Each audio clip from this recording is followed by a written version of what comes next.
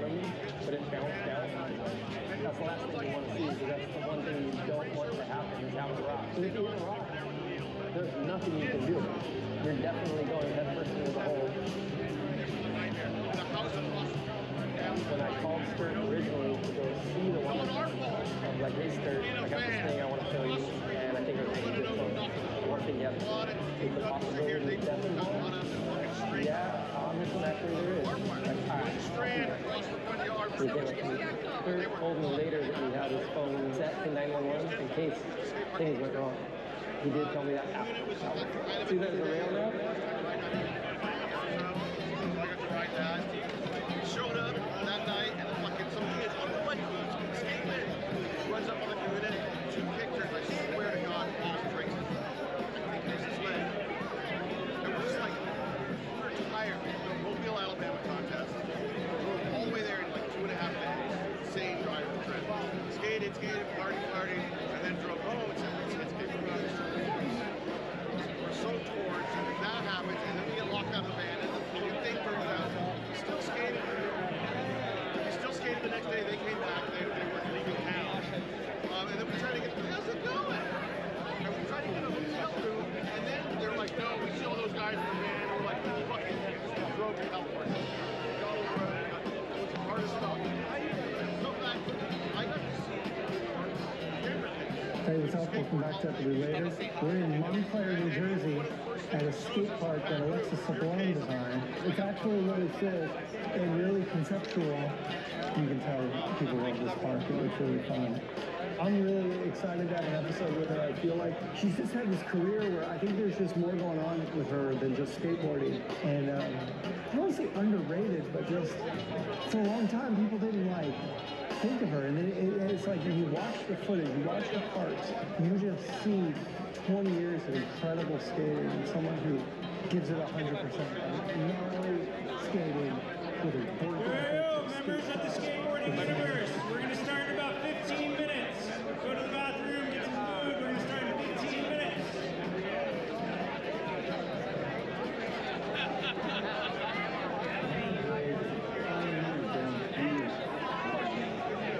Are you filming right now? I love it. Lining the edges, not all custom shape foam nowadays. I love that.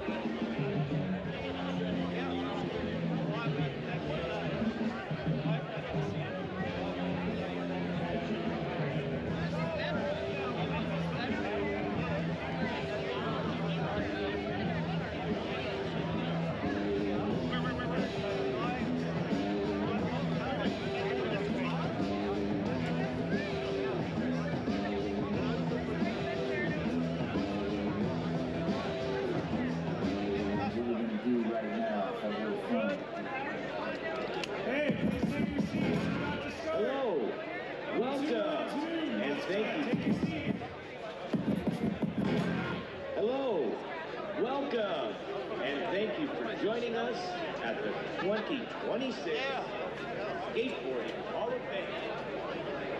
Chopper Day. When you're giving your speech, you hear the music. All right, folks, please make your way towards the chairs. We need you to grab a seat. I know we've asked a couple times, you're hanging out, but we need you to sit down to stay on track. Please start making your way towards your table. This is the final call. Make your way towards your seats, please.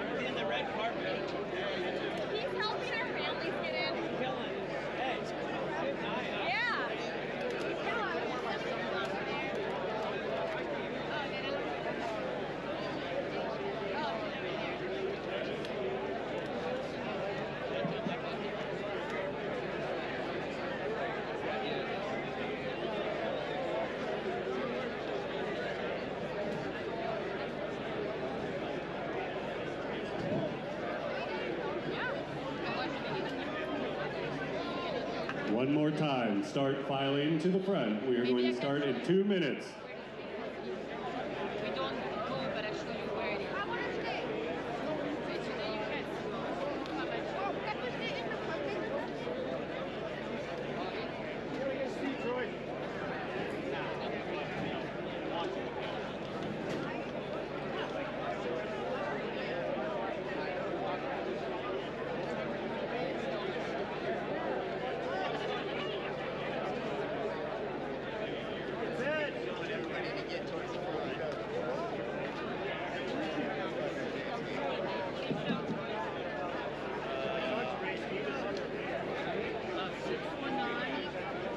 All right. Hey, what's up, everybody? Okay, I'm just going to go for it. So, the last few years, I've been the guy to start the show, and nobody listens. So I thought I would just freestyle it for a couple minutes. See what I can come up with. See if I can get a few more listeners. I'm going to poke out. If I leave you out, don't get bummed. But I'm going to pick out some of the people I love. Like I just saw Pat Rocco right there. Hey, Pat. And you don't have to acknowledge it, I don't care. I'm just going to freestyle it, like I said. Some of my favorite people in skateboarding. So my name's Todd Huber, and the reason that I started the Skateboarding Hall of Fame is because I felt like we were being overlooked by the world. Like I was in Florida, and I saw there was a water ski Hall of Fame, and I just remember thinking that we were getting burned because there was a water ski Hall of Fame, but there wasn't a Skateboarding Hall of Fame. And so that was what gave me the idea to start it. And that was in 1997, and it took until 2009 to actually start the Hall of Fame. So that's who I am, and that's why we're here. But I just want to pick out a few more people of my favorite humans that I've known over the years. So over that 30 or 40, 30 something years of being involved in skateboarding, I've met a lot of cool people and made a lot of friends along the way. Like I see Bob Kanights right there. I love Bob. I consider Bob and he might not like this, but I kind of look at him as a mentor because he's so smart. And there's been some times that I needed help, and he had the right answers. And got me out of a couple of jams without even knowing it. So guys like Bob Kanights are what really keep me motivated. I see Terry Campion. I've known Terry for probably 40 years. We used to work together, and he was a rep, and I was a sales manager, and we worked together. So I remember when Terry got his first skateboard, He got a Hobie, and he's like, I'm not giving it to you. And I was bummed, but he probably has a big collection now. So, and then next to Terry, I see Doug Danforth. He teaches my lessons. So if you ever come to the museum, you'll know we do skateboarding lessons. And I think it's really cool to mix the old school and the new school. So you can come to the museum and check out all the history while little kids are learning how to skate. And I just really like that. I think that's a really cool thing. And if you don't know, I used to own a skate park that was called Skate Lab, and it was an indoor skate park. And I had that for like 23 years. And it just ran its course. But I did such cool stuff there and met so many good people. I want to pick out a few more people that I really like. And I really like all of you, by the way, but I just want to pick out a couple of my favorites. People like I really love a lot, like Gail Webb, right there. Hi, Gail. I think everybody loves Gail Webb. I love you, Gail. I love the old pictures of you skating in the pool, like doing that backside on tile. That is rad. But also, Tony Alva. If you guys just saw that video of Tony Alva that Buddy did skating at Culver City, wow, like it made me skate. And you know, I brought my skateboard today, and a lot of people ask me, do you even skate? And it's sort of a bummer to hear that, because I do skateboard, and this is my board. I have a Santa Cruz board, and I have independent trucks. So that's a shout out to NHS, and Mr. Novak is getting acknowledged tonight. But I also have Bones wheels with Bones berries, Dragon formula, and Van shoes. So we're honoring 3 lifetime achievers tonight. And I've had this board for a long time. I didn't just get this because Mr. Novak's being inducted. I ride a Santa Cruz skateboard. And I ride independent trucks, and I ride Bones wheels, and I wear Van shoes because it's part of my lifestyle. And I'm so stoked to be able to like give love to those dudes, Mr. Novak, Mr. Powell, and Mr. Van Doren, because they've done things that have made my life better. And I know that we're all here because of that. Like skateboarding in general has made us have a funner life. Like my dad was an attorney and he wanted me to be an attorney, and I said, Dad, that is no fun. Like it's not fun to be an attorney. He disagreed, but he doesn't really know what fun is, in my opinion. And so I'm all about fun. I just like to have fun, and that's my whole deal. And I think it's gotten me a long way, like just trying to be a fun, happy dude. And I think living that way has gotten me a long way. So I'm just sort of freestyling because every year I don't get to talk to people that are listening, and it feels like you guys are listening, so thank you.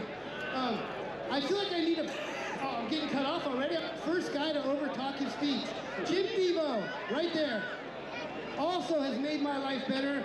Has helped me out of a few jams as well. Thank you, Jim. I owe you. You don't even know. But there's guys like Jim Thibault who I've known for probably 30 years, and every time I see him, I say, do you remember me? And they're like, dude, what do you mean? We've been knowing each other for like 20 years. And like, it's hard. It's over. This whole night is just really overwhelming for me to be able to hang out with all these people that I admire and respect so much. I guess I better say goodbye. I mean, okay, yeah, I said I'd say goodbye. But one last thing is, a lot of people know me because I've been doing these weird videos on social media, and I feel like I have all these bros and all these homies that I don't even know. But it's been really cool to meet so many awesome people, and I appreciate all the support and the love. Thank you for believing in the Skateboarding Hall of Fame. This is the real shit right here. This isn't like, I don't know what to compare it with, but this just feels so good. And I want to Steve Andrew, I must thank you too. Steve told me in a recent meeting that he's never ever missed an award ceremony. That's really important. I think that just shows how important this is to not me, but to all of us. This really matters. And George Powell, I see Michael back there. I want to thank Michael. There's George. George, you're an awesome dude. I love George. I call George like a gentle giant. And he's not afraid to speak his mind, but you kind of have to poke him a little bit. And when he speaks his mind, he says some cool stuff. So I better stop because I could just keep, but thank you all. I love you guys all. And thank you for believing in the Skateboarding Hall of Fame and being here tonight. That's it. I'm out. Yeah, let's give it up for Todd Huber. You guys, I've been working with Todd for a few years now, and this guy works his ass off to make this shit happen. So he doesn't get a lot of thanks. So this is his big thank you. We're going to start off right now. My name is Buddy Nichols, and I made some of the videos. But anyway, we're going to start with the show. Tom, you ready? Yep. Thank you.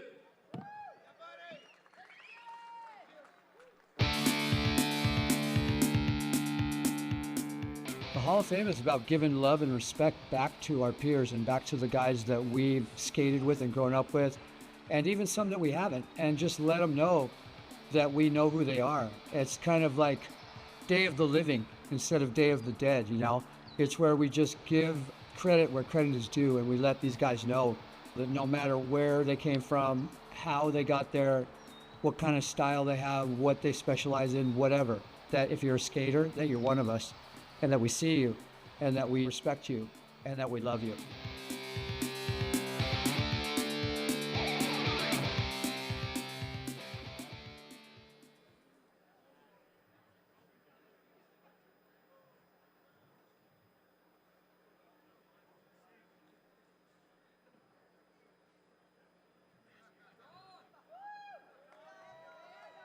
I know that, dude. Damn. You guys. Good to see all you happy, smiling people out there. Let's say fuck yeah if you like skateboarding. Louder! Louder! That's what I like to hear. We got Gail Webb here tonight, and she would always get the crowd going. Biggest move right there. But thank you guys for being here tonight. It's a very special night for skateboarding, and it's going to be an incredible night. So my name is Don Brown, for those of you who don't know me, and I know that, dude. washed up old freestyle dude from the 80s. I'm truly honored to be here tonight. I get to induct three very, very special people into a new category, which is Skateboarding Hall of Fame Lifetime Achievement Awards. So very important people that are really the fiber of what the whole is running this whole skateboard community. These awards represent something far bigger than a business success or brand recognition. It's really about the people we're going to honor tonight have permanently etched themselves into the history, the culture, and the soul of skateboarding. Their contributions haven't just been heard and seen, but the most important thing I think for everyone here is they've been felt. Skateboarding is about love in the heart, and these people have put everything into it. So,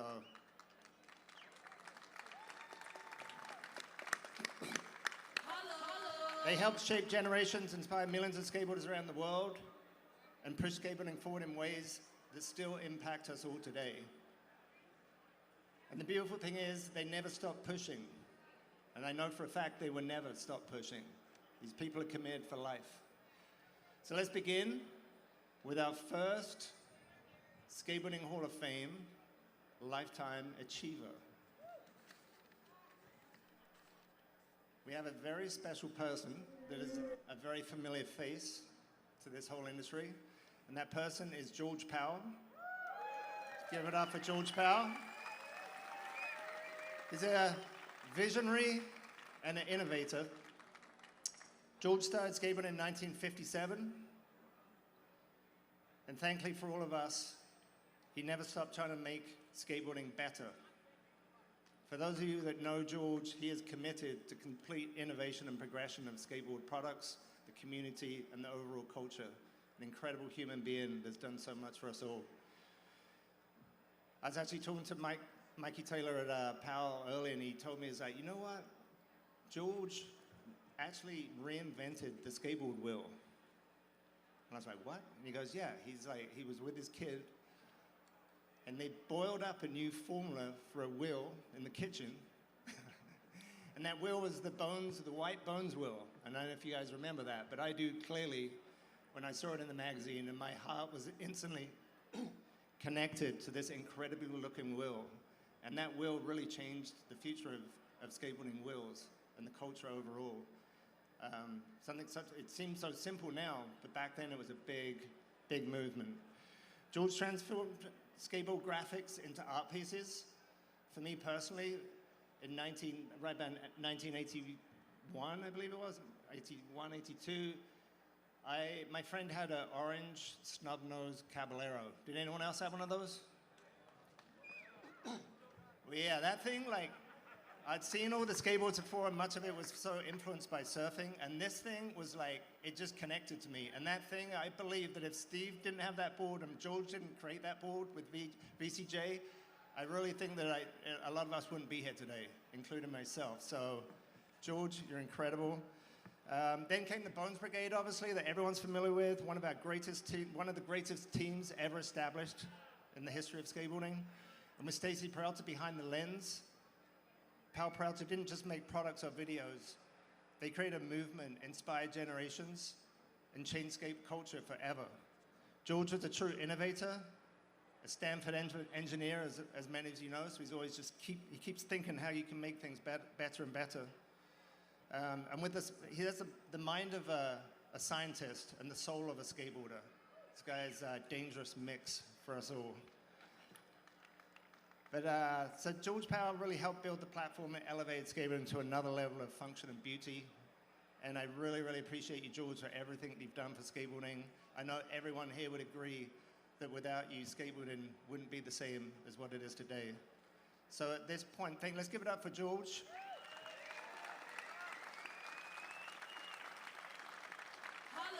And then, yeah, we're going to watch a video of George right now.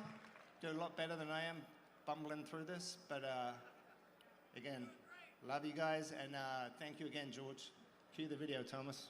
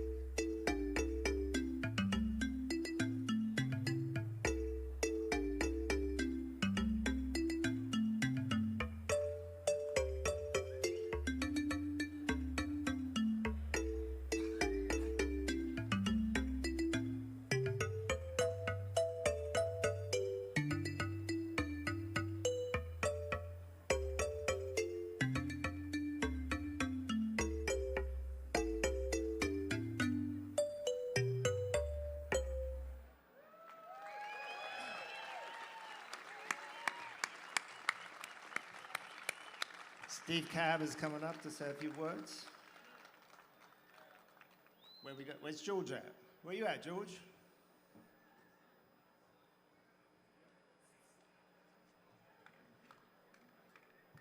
George, if you'd like to come on up. Let's give a big standing ovation for George Powell.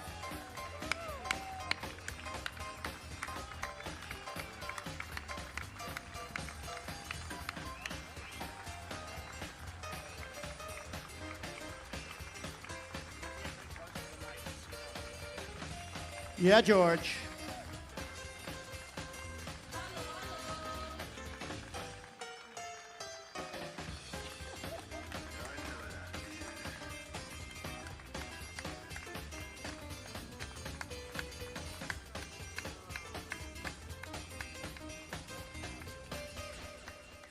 George Powell, everyone. So I get to say a couple words. So I just want to say I'm very honored and grateful. I've known this man for 47 years. He sponsored me in 1979. I was 14 years old, and I still ride for the guy. I'm 61. So I'm very blessed, and I'm very thankful for the opportunity George gave me, and also Stacy, to build a career, and I'm just so honored, and I love this guy. He's done so much for this industry. He's worked so hard to bring you the best products that we could all enjoy for all these years. Sorry about Bonite, but we made it up with the flight decks. So I present this award to George Powell, a lifetime achievement. I love you, George.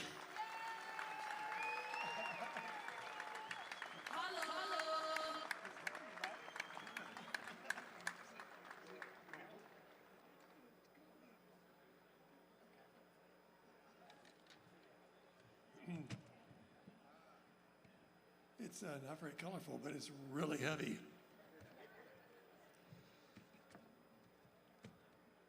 Well, thank you guys. Thanks for the ovation. Thanks to the Skateboard Hall of Fame.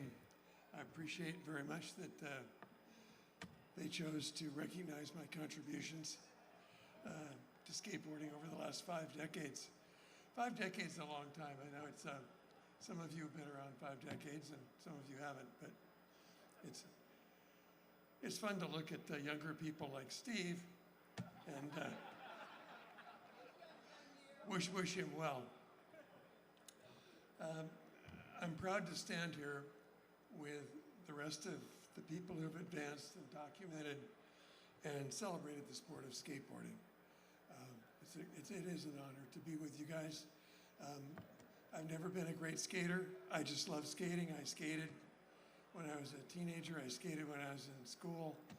And I skated with my son when he grew up and decided I was going to make skateboards. And that was 50 years ago.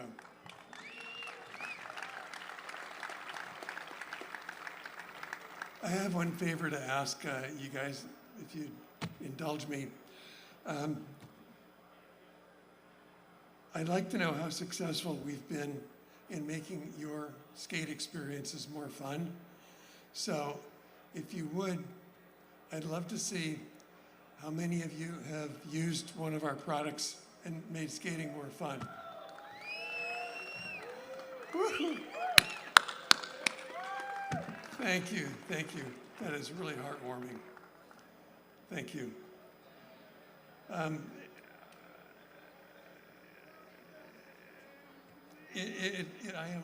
I'm honored to be here, but truly, giving one person an award for 50 years worth of ideas, products, videos, films, you name it, trade shows,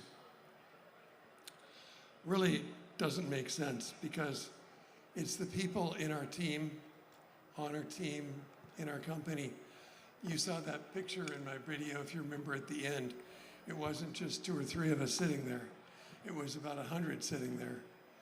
And so I want you to know that I wouldn't be standing here today without their help and their dedication and the amazing things they do, their creativity. So here's to the dedication of trend-setting skaters, artists, designers, filmmakers, production workers, technicians, engineers, sales, marketing, accounting, shipping, and office workers that make up our larger family. Thank you, guys. I'd like you to stand if you would. We have 3 tables of people here that are representing Skate One tonight. So if our team would stand up and wave, just give a wave. Hello.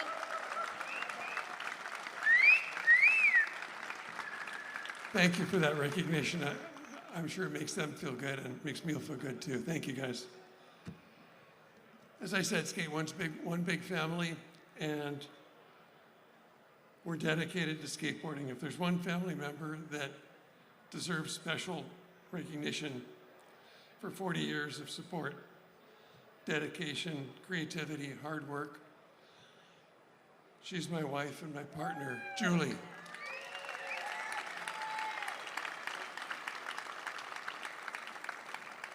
Julie, if you stand up, Julie's our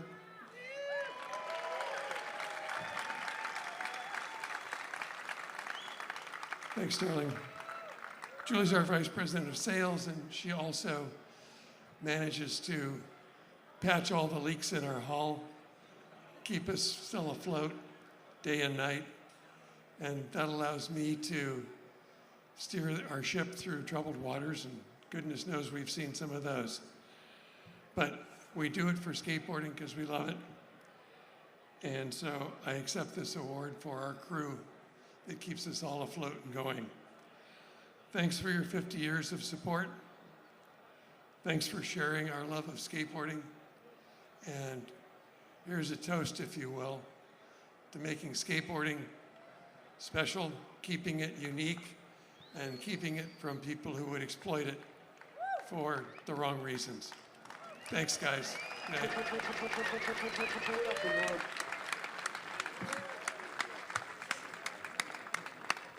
Yeah, George! Come on, louder! Louder! Louder!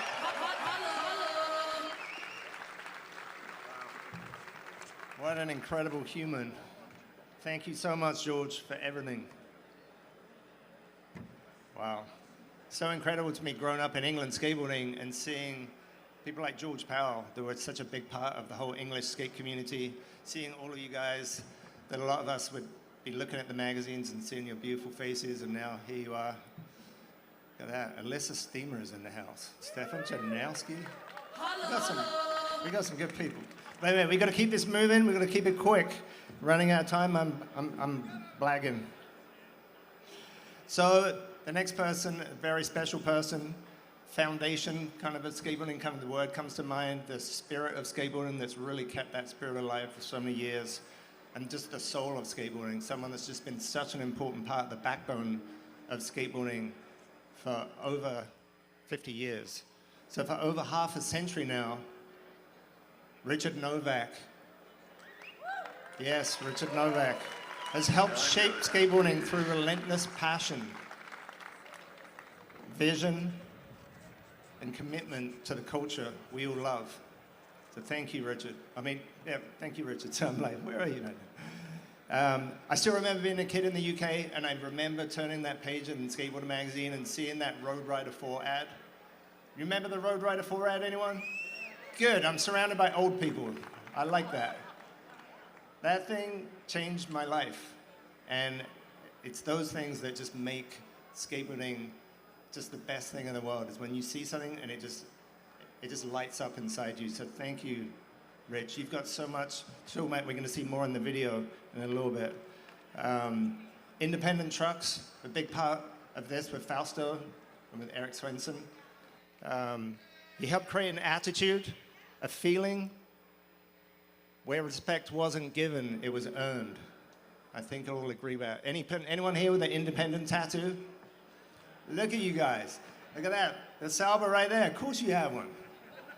Which Sauber is a perfect example of Santa Cruz and the family that they've built over the 50 years. Sauber is still ripping today because of Santa Cruz support and Novak support. So thank you, Steve, for keeping that flame alive. Thrasher magazine. Big part of Thrasher magazine too. I know that, dude. Novak helped give skateboarding a voice, an identity, and grit. Skateboarding today is a little bit too polished. We need a little bit more grit, don't you agree? Come on, Novak, you gotta get a little bit more, you know, get some grit going out there. But again, thank you so much. There's so many things that you have contributed to skateboarding. It's incredible. And I think the key thing with NHS is, again, that family. It's like, it's one of the best examples of a company that's built by skateboarders, run by skateboarders, for skateboarders. And that's something that we've got to hold on to dearly, because that's important to this whole community and the spirit of skateboarding, what it represents. Just keeping the ecosystem around skateboarders. So thank you, Rich, for that. Thank you very much. And yeah, so congratulations, Rich, for your induction into the Skateboarding Hall of Fame, Lifetime Achievement Award. At this point, we're going to show a video to show some of the incredible things that Rich has done over the years. Done. The modern skateboard industry didn't happen by accident. It was built by a handful of pioneers who believed skateboarding could be something more, answering to no one but skateboarding itself. Richard Novak was one of those pioneers. Richard Novak grew up in Capitola in Santa Cruz, California, at a time when the coast was wide open and the rules hadn't been written yet. Surfing, fishing, building boards and boats, and living on the beach shaped a generation who valued freedom, creativity, a DIY attitude, and doing things your own way. In the early 1970s, Richard Novak, Jay Sherman, and Doug Hout started a small company in the back of a surf shop on 41st Avenue in Santa Cruz. They called it NHS, Novak, Hout, and Sherman. From that small shop came the launch of Santa Cruz Skateboards, one of the most influential brands in skateboarding history. Soon after came another breakthrough. When a prototype urethane wheel and precision bearings arrived at the shop, Novak and Sherman immediately recognized its potential. The result was Road Rider wheels. Fast, smooth, and revolutionary, Road Rider wheels transformed how skateboards performed and helped ignite a worldwide skateboarding boom. Novak and his partners didn't just build products. They helped build the foundational structure of the skateboard industry itself. Establishing distribution networks, supporting professional riders, innovation, and creating the business model that allowed skateboarding companies to grow and survive. Working alongside innovators Fausto Vitello and Eric Swinson, they helped bring a new truck to the market. The result was Independent Truck Company. Independent quickly became the standard. The truck trusted by generations of team riders and skateboarders, and still the backbone of skateboarding today. Then in 1981, after the passing of Richard's best friend Jay Sherman, the skate industry faced a drastic decline. Novak and his remaining partners in Independent Trucks took another DIY leap. They started Thrasher magazine. Thrasher gave skateboarding its voice, its attitude, and its identity, and helped ignite the next generation of skate culture. Over the next 4 decades, Novak and his employees continued to innovate and expand the skateboarding world. Brands like OJ Wheels, Bullet, Creature Skateboards, Crux Trucks, Mob Grip Tape, Bronson Speed Company, Richter Wheels, Slime Balls, all became part of the NHS family, helping define generations of skateboarding. Your ideas, your persistence, and your belief that skateboarding should always be driven by and for skateboarders helped guide generations. From all of us, the skaters, the employees, and the entire skateboard community, we thank you.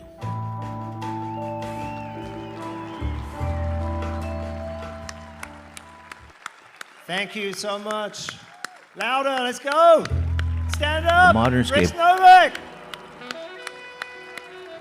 Congratulations on your induction into the Skateboarding Hall of Fame Lifetime Achievement Awards.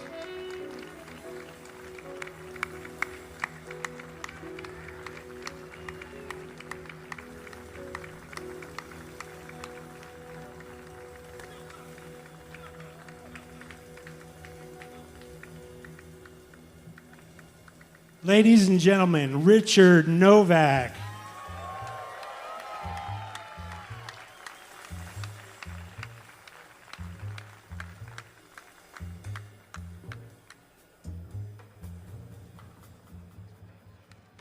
I am Richard fucking Novak. Suck on that one. I got to do something. George was too nice. I want to thank the Hall of Fame for recognizing me for this. That just brought me through a lifelong trend of what I've done my whole life, which is basically screw off. But I've had a soft spot for skateboards, and I really want to thank the Hall of Fame for this moment and this recognition. I want to thank all my employees. My employees are the key to the company, as you saw in George's operation. They're the ones that hold us together.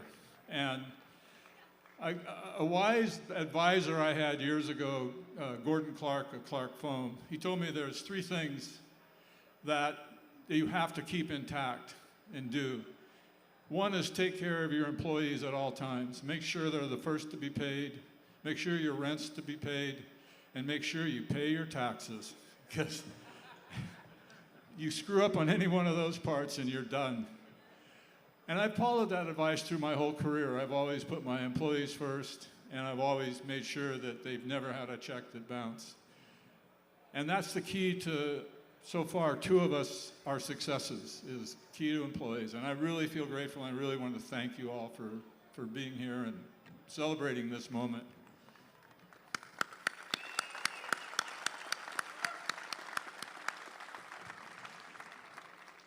Secondly, I've got my family here. I got Tricia and Marty Proctor with their son Max. I got John and Marie Martorella with their son Jason. And probably the most important person here is a person I met about 18 years ago. I used to wear this obnoxious Playboy shirt that I never cleaned, a pair of earphones, and I would work out just so people wouldn't bother me. Well, somehow her and I had a date, and I picked her up. And my greatest lines of all, driving her to the party, Rob Roscoff had just won the World Downhill Bicycle Champions, and we were selling them, is I'm really bad at relationships, so don't expect too much. And she told me later that her thoughts were, he's going to dump me off in Saratoga, and I'm going to have to figure out how to get home. Well, that was 17 years ago, and never dumped her off. She's gifted me with 3 daughters, Layla, Dania, and Nina, and just recently a little baby, 1-year-old Olive, a granddaughter. So my life is very, very full. I'm very fortunate to have this and done this way. I think I'll probably miss somebody. The skaters are the one that drive your company. They're the one that drive innovation, and they're the one you have to listen to. And that's what we've always tried to do, is to always go forward, always make something different, always test the skaters, always try to make them skate better, make it wear better, make it roll better, make it do anything. One of the guys that is very, very dear to me, and he first rode Road Rider wheels in 1975, and he got onto the payroll in 1977, is Tim Pumarda. And Tim Pumarda, I didn't want to hire him. I didn't need another floor sweeper. And when Jay died, I had 3 people left, no money, and Tim was one of them. And Tim right now holds 20 to 25 international patents for skateboard products, hundreds of innovations, machinery designs, factory automation. He's just a remarkable person. And he's still working for me. And every week or 2, we always sit down and discuss the next adventure, the next something. And the other guy that really helped me out, probably saved my life, is Bob DeKnight.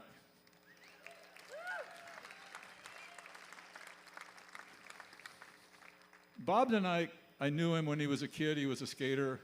He was a weird little kid. His parents told him never to talk to me and Jay because we were weird older kids. But he did, and he persisted. Bob skated. He went on to Cal Poly, and his senior paper was how to turn sand casting into gravity casting that he did for independent trucks. And that totally revolutionized foundation work for trucks. And we just opened up a whole new door for that. Bob went down and counted potato chips for Frito-Lay for a while, and he called me up and said he wanted to get in the skateboard business. And I had taken over a shop that owed me some money, so him and his wife, Kay, decided to take the shop over. Bob, of course, succeeded. Then he called me and he wanted to start working. And he worked there in around 1989 in the second collapse. He got into probably a chief operating officer position. And I said, you know, this thing's going to crash. You got to do something. You got to lay off a whole bunch of people. Then I went to Hawaii. And this is kind of a lesson. This lesson is if you do that, then you never want to do that again. And you really have no control of the circumstances. You just have to do that. Well, Bob did that. And I had put away some money earlier, and I invested in the training and education of my employees, and Bob ended up taking complete management of it. He's become probably the top skateboard guy in the world. He's just recently retired, and about 15 years ago, we needed a bencher, and here comes Jeff Kendall. And Kendall now is in operation. And he's built a team up, Casey Wright, Kalen Tarda, Ben Woody, and this is a fantastic team. It's really cool to build these things and watch them function and watch them work. So we've been here for a long time, and we're going to continue to be here a lot longer. In 1972, Jay and I decided to do skateboards, and he passed away in 1979, and we're still doing skateboards. I just love the sport, and I'd like to keep skateboarders should be running the company, skateboarders should be controlling the industry, and skateboards should not let these motherfuckers get in here that are trying to take it away from us. And that's my last words on that subject. And I did not follow Bob's notes. Thank you all for this.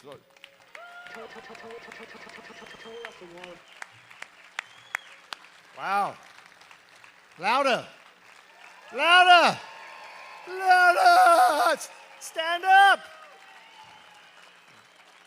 These guys are what made skateboarding what it is today.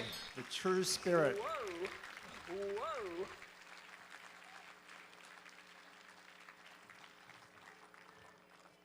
Thank you so much, Rich. We appreciate you very much on behalf of all the skateboarders around the world. So the next one, a very, very special person. You know who it is. That guy knows who it is right there. Someone that is very near and dear to our hearts, and to me, is the dad of this industry.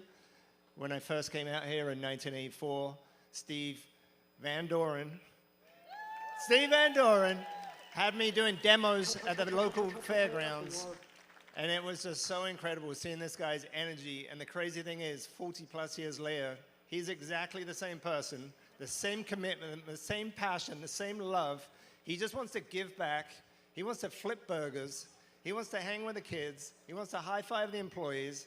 It's all about give, give, give. And there's not that many people I've met in this world with a heart as big as Steve Van Doren. So thank you, Steve. Thank you, thank you, thank you. I could keep going forever. You want me to keep going? I can. But no, Steve, on behalf of everyone here and everyone around the world, thank you very much. We really appreciate you. I think Steve understood something very powerful early on, and the key to skateboarding community is turning up, just showing up, giving back, and keeping people hyped, and then doing that over and over again. It's a pretty simple process, and Steve, you own that. You've done it better than anyone out there, so thank you so much for everything. We love you. So, Steve, congratulations on your induction into the Hall of Fame, the Lifetime Achievement Awards. We're going to watch a quick video here, and we're going to get going.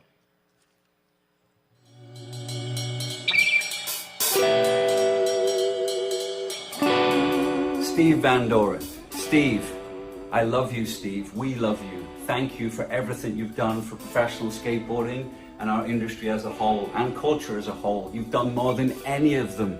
Congratulations on getting a Lifetime Achievement Award at this year's Skateboarding Hall of Fame. You deserve it more than any of them. You're the best. Steve Van Doren forever. Hello, everyone. This is Steve Van Doren.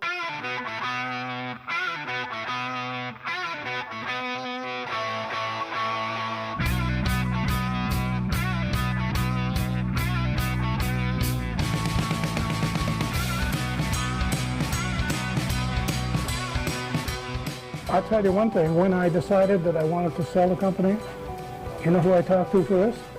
Stevie. He's so fantastic.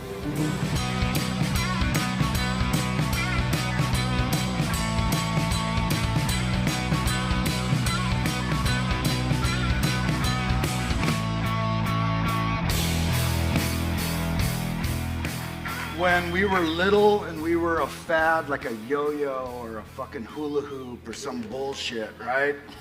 And we went like this and people would do it and they'd build massive skate parks everywhere and then they'd all go out of business and nobody would do it. But the fucking Van Dorens believed in us. We were freaks, we were outcasts. We got beat up at school, but we believed in the toy, man. The toy was everything, and the Van Dorens, they wanted to facilitate that. And when nothing was going on, when no one was around, that revisionist bullshit history Nike's fucking spinning, they were nowhere, man. I was fucking there. They were nowhere. Van Doren was. The Van Doren Rubber Company loved us. They believed in what we were doing as kids.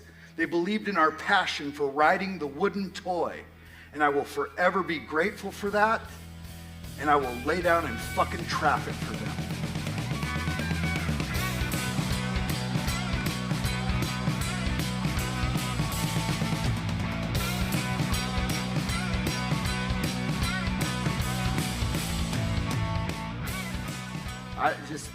I love Vans. Thank you so much for believing in us. Nobody did. And look at us all now. Here we are. So if you got a glass, raise it, tip it back, have fun tonight, enjoy yourselves.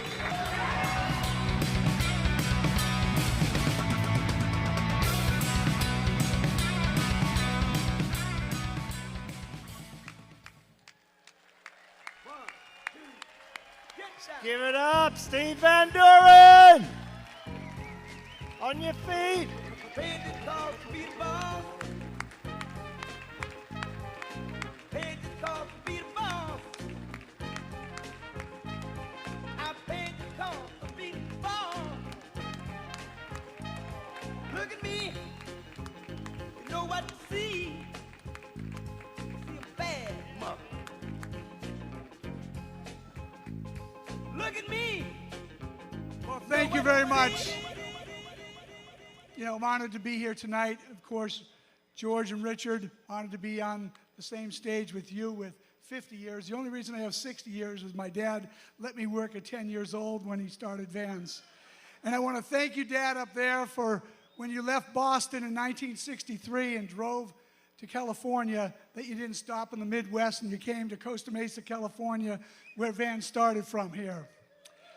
But I want to say thank you, like everybody else, for everybody that's here tonight and getting honored. You all well deserve it being in skateboarding.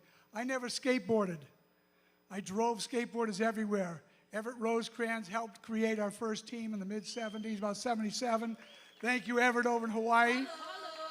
And we've had lots of ups and downs, and the one thing that's always steered us the same way is my dad always said, we're not a shoe company, we're a people company that makes shoes and apparel. So thanks for that too, Dad. The waffle sole my uncle made back in 1965, so the molds came out and skaters loved those shoes. They gripped, they lasted longer, and that's been something that our waffle sole for 60 years now we're celebrating this year, and I'm blessed to have one job in my whole life. I never had to fill out an application. I don't know, we've been through different times and different places in business and stuff, and somehow I still get to be here. And I want to first start off, and I want to thank, I got some family here today with my daughter, Christy, who followed the same path as her father. My sister Cheryl's way in the back there. She retired and plays pickleball all the time. I got my son-in-law and my grandson Balin right down the front row here and stuff. But we're blessed with all kinds of families and stuff. But the big family of the people I get to work with, like Peter and Bob and Al, Angie, Dennis, Jose, Rhythm, Alfredo, Jerry. Thanks for all your years. Every one of them are over 20 years working with me. And then, of course, you know, we got people like Gail Webb, who's been around for 35, 40 years working with vans. But we also, you know, it's Tony Alvin, Steve Caballero, Christian DeSoy, Ray Barbie, Jeff Rowley, Anthony Van Egan, Curran, Pedro, Salva. I see you over there, bro. All right.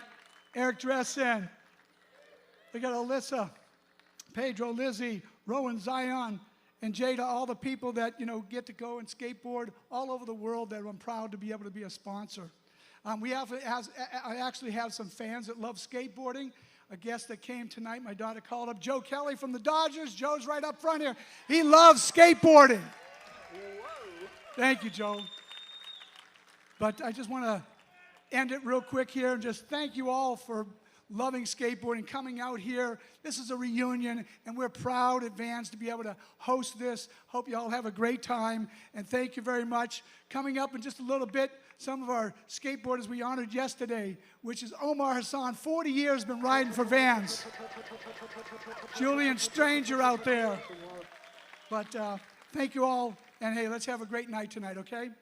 Love you guys.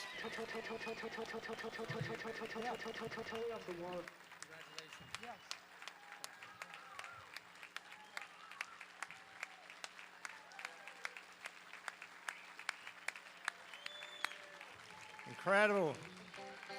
The man, the myth, the legend.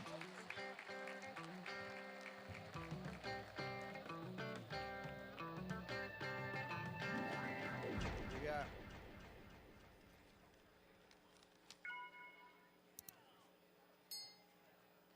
Hey, Thomas.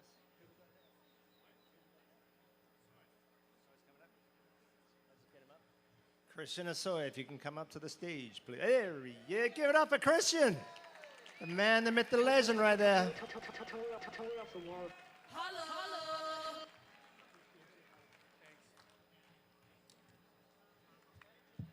How are you guys doing out there? No, I said, how are you guys doing out there? Come on.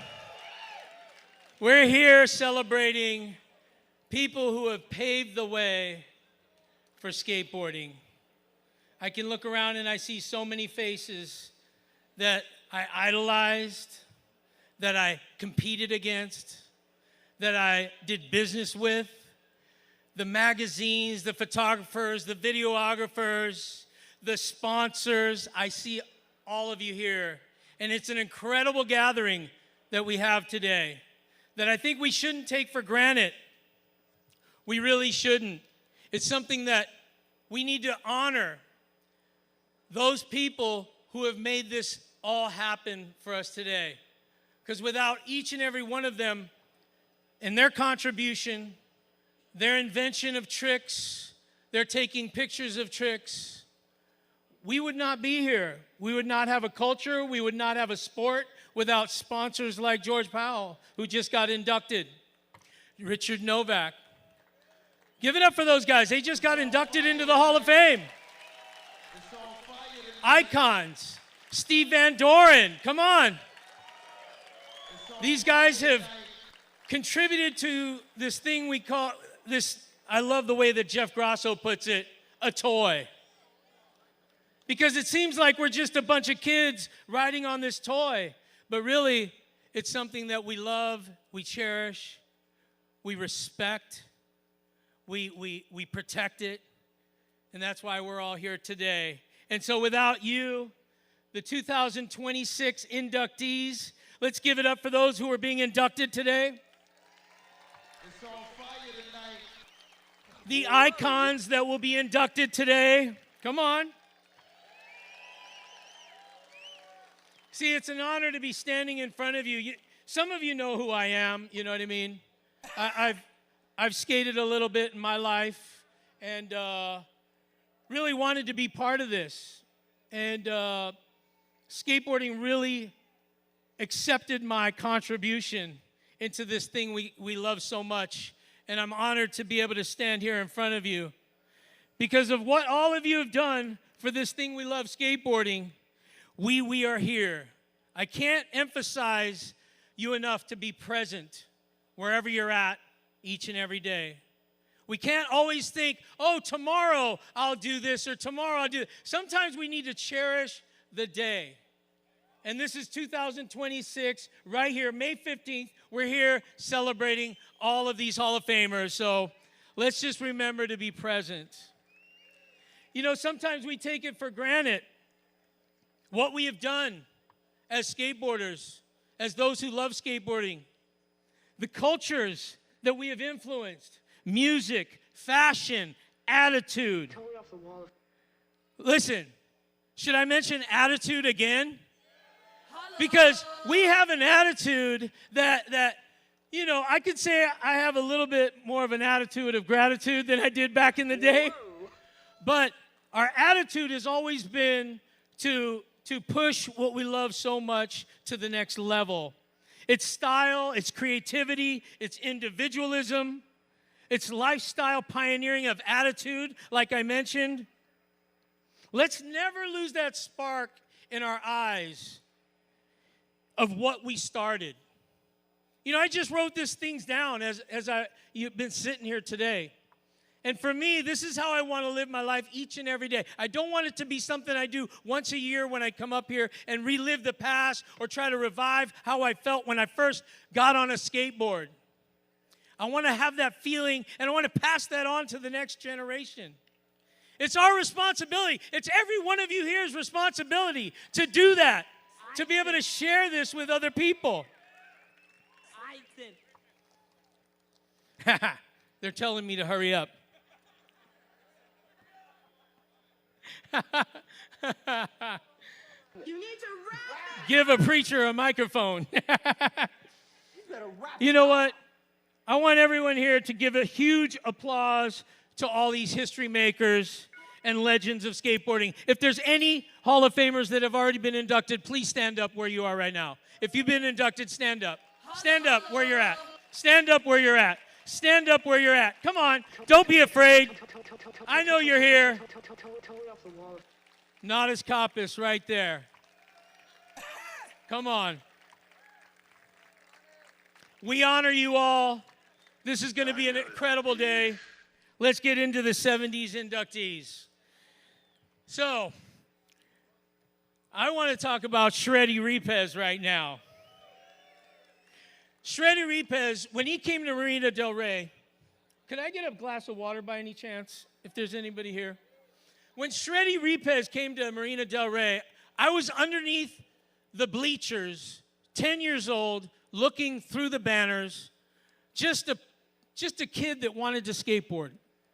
And there was this kid, Shreddi Repas, that came in, and he did a stand-up grind from the deep end to the shallow end, with a coper, of course, standing up, grinding all the way to the shallow end, and that blew my mind.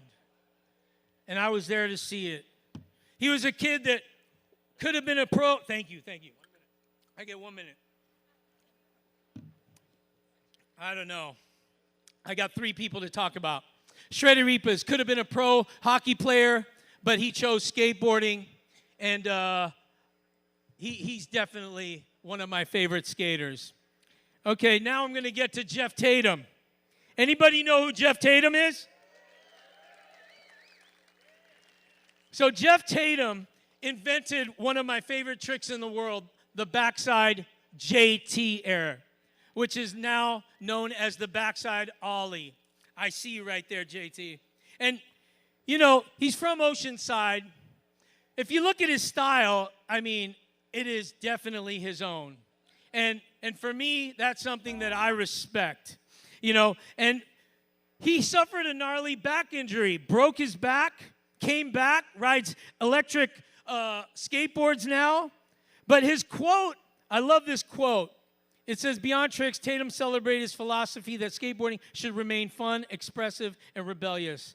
A lame, goofy, childish pursuit that thrives precisely because it doesn't take itself too seriously. And that's Jeff Tatum. Give it up for Jeff. totally off the wall. Now, Cesinha Chaves. Give it up for Cesinha.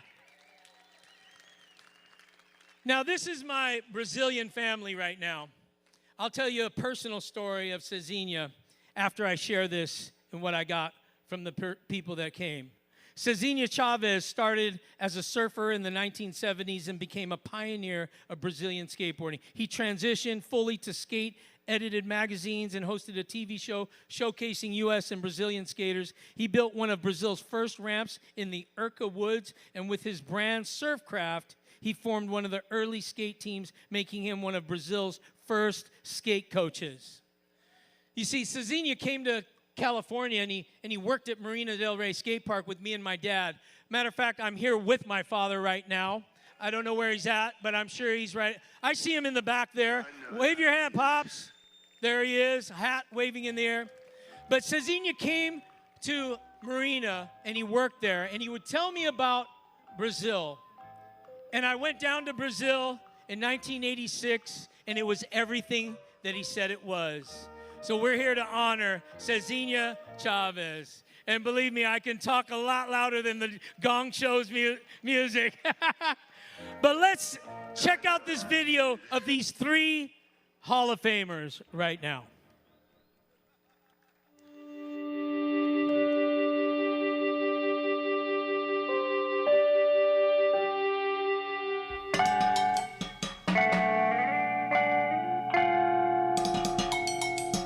Every year has been trying to push, not necessarily to only celebrate the ones who have been celebrated for 15, 20, 30 years, but to educate or inform, because we're celebrating the uncelebrated that have importance in our hearts.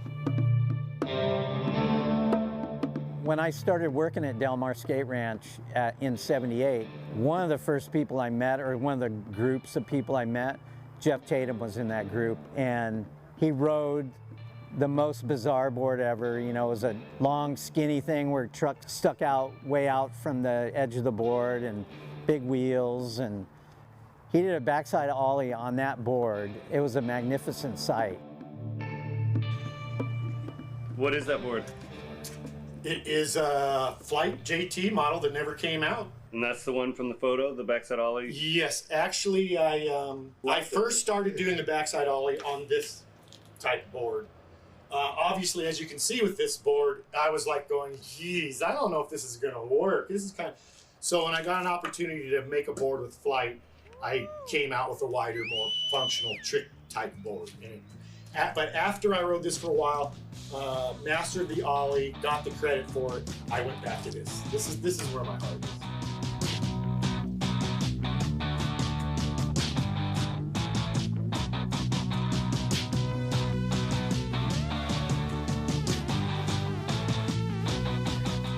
No, come on. He was the first guy to probably do backside ollies. They didn't call them ollies, they called them floaters, and that's Jeff Tatum, and he could skate. He could skate everything. He had a really wicked, like, stand-up carve, where he was stiff as a board, but that was his style, and it was totally cool. It's actually called the arch carve. It went to the soul carve, which is a carve like this. Seeing Jeff Tatum in the magazines doing backside ollie, JT air, way above coping, especially considered what airs were back then, was hugely inspiring to me. That was one of the first airs I had to learn. Jeff Tatum did the first backside ollie, so there's no denying that. That's a fact. So he was definitely a pioneer in that respect, but he just had that freewheeling kind of like attitude and style. I mean, he's still like a character, man. He dresses up how he goes and does his like e-boarding and on those banks and stuff. Hey, classic character, man.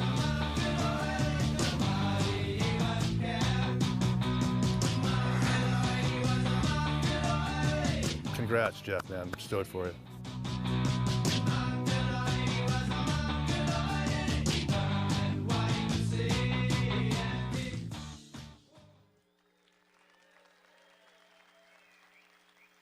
We came wandering down to Brazil to check things out, see what we could see, and we found Cesinha Chaves.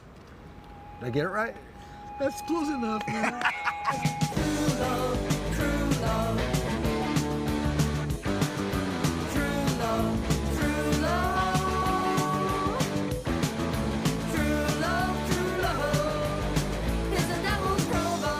For us in Brazil, Cesinha was more than just a skater. He was like an ambassador. He was one of the pioneers in skating, television, was a board crafter. He was so ahead of time, and still nowadays everyone knows who he is and whatever he's done for skateboarding in Brazil. I was the one who took skateboarding to TV, Brazilian TV. Radical. I'm the pioneer. I try to preserve, the history of the audiovisual. I produced 180 episodes of a show, daily show, from Monday to Friday. What was the name of the show? Vibração, Vibration. De skate, Mr. Tony Alva, em pessoa aqui no Vibração. How's it, Tony? Thank you. Glad to be here. Cesinha, Chaves, man, incredible history. He came to Marina Skate Park, worked at the Marina Skate Park, hung out with me and my pops when he was managing the park, skated, but he told me stories of Brazil that, captivated me, and eventually in 1986 I went. He hosted me. There's just so many stories that he was responsible for. Another thing that I'd like to add, Cesar in Brazil, Cesinha in Brazil, and it's very important to put this up because his file is incredible. Yeah. And I think it's very important for the community skateboarder in the world to recognize that. Yeah, I think it's very important. People have lived and died and bled for this thing, and that needs to be fucking recognized and remembered and cataloged in some way. So the fact that he did all that work and has all that is a fucking beautiful thing. Cesar, like what he did for the culture in Brazil he's the same as all the guys that did it for us here. He took a match and lit that place on fire because he was so stoked on skateboarding, and without someone like him, good for you, Cesar. Cesinha, congratulations. You made your mark in skateboarding, and skateboarding recognizes you.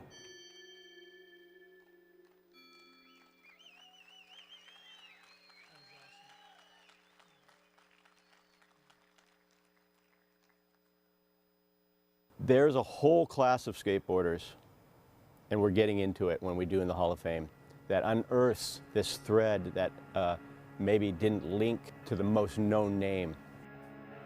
People and things did not progress. I saw him in the magazines when I was a kid, and I just thought that guy has the coolest name. And no matter what he does, it's cool.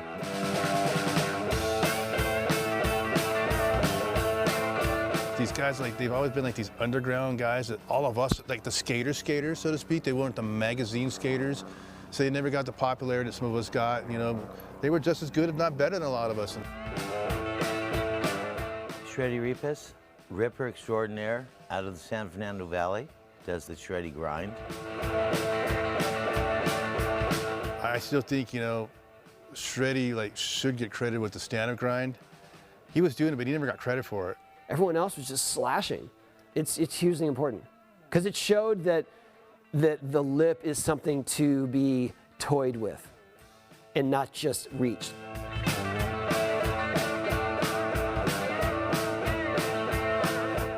Shreddi, two-handed backside airs, maybe some of the first photos of real backside airs on vertical. Lip slide, over coping, not just over a rounded lip.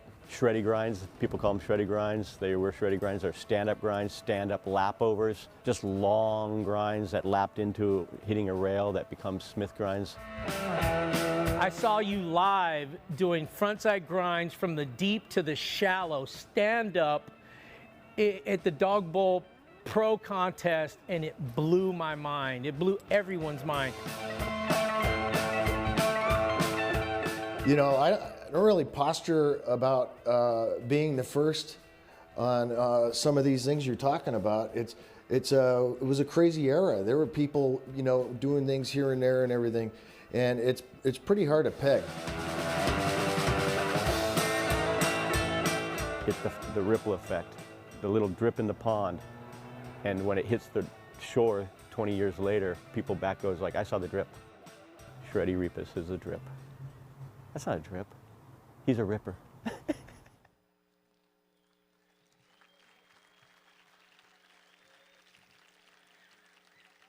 Let's give a huge congratulations to Shreddi Repas coming up to accept his award, Jeff Tatum coming up to accept his award, and for Cesinha Chaves, it will be Alexandre Calmon accepting for Cesinha.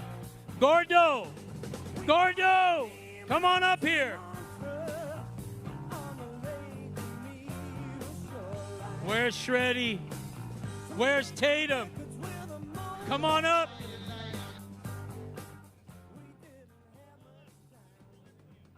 We're wanting all of you up here all at the same time. Jeff Tatum's blowing smoke. Shreddi, where you at? Come on up. All right, come on up. Gordo. Congratulations. Shreddi, are you here? Is Shreddi here in the building? Well, let's give it up for Gordo accepting the award for Cesinha Chaves. He's going to say a few words. Come on up to the microphone. Just celebrate Cesinha Chaves' nomination in the Brazil, the history of skateboarding in Brazil, as we are a child with the love of skateboarding, and we made the history. Thank you very much. Redeem full of culture, y'all.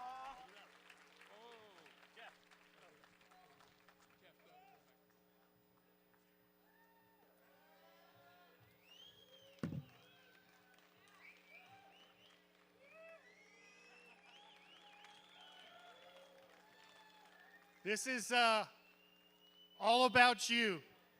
I'm just here to watch you. You are all the skateboarders. All your belief in me and support has brought me here today. As you all know, it takes a certain type of passion to be a lifetime skateboarder. It's not easy. There's little respect from the outside world. There's little money, and there's a lot of pain and injury. I dedicated my life to skateboarding.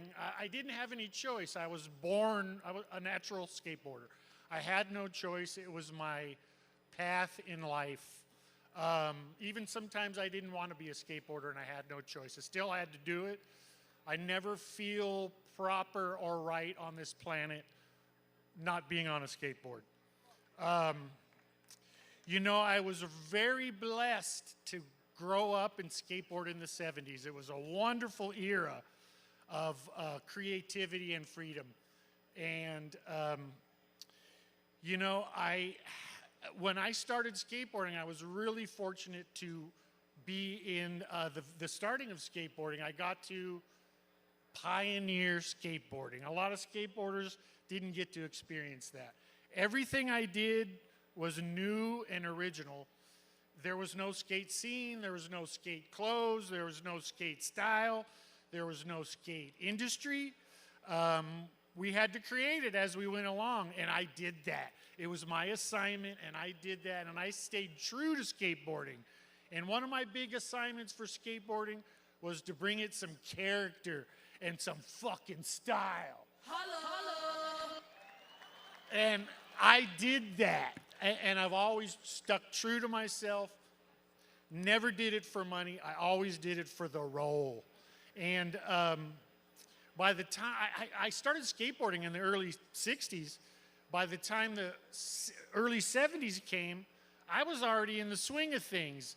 So by the time the mid 70s came, I was already on a flow and everybody was still in the learning curve. So I was pretty on top of the game then. And I was able to contribute to skateboarding quite a few moves, fundamental moves that are still used today. So it's been a tough life as a skateboarder, but I wouldn't change it for a thing. Now, my last thing is this award. I can't accept this on my own. This isn't just for me. Like, this is for everybody here and every skateboarder on the planet. This is the People's Award, the Skateboarders Award. This is not just about me. So what I'm going to do with this, I'm going to take this home for a week or two, show it off, and I'm going to donate this to the Skateboarding Hall of Fame. And I want everybody to be able to go there, and hopefully they'll bolt it down so it doesn't get stolen, and people can come and touch it and sneeze on it and lick it and see it, because it's for everybody, not just me. I thank you, and I thank skateboarding. Woo! Let's give it up for Jeff Tatum. All right, where's Shreddi Repas? Is he here? Shreddi, are you here? Here, I'll take this home for you.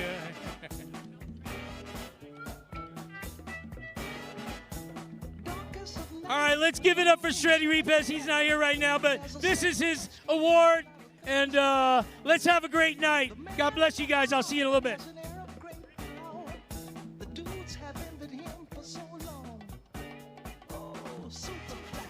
Hey, one more time. Let's hear it for the 70s skaters. I was a skater in the 70s.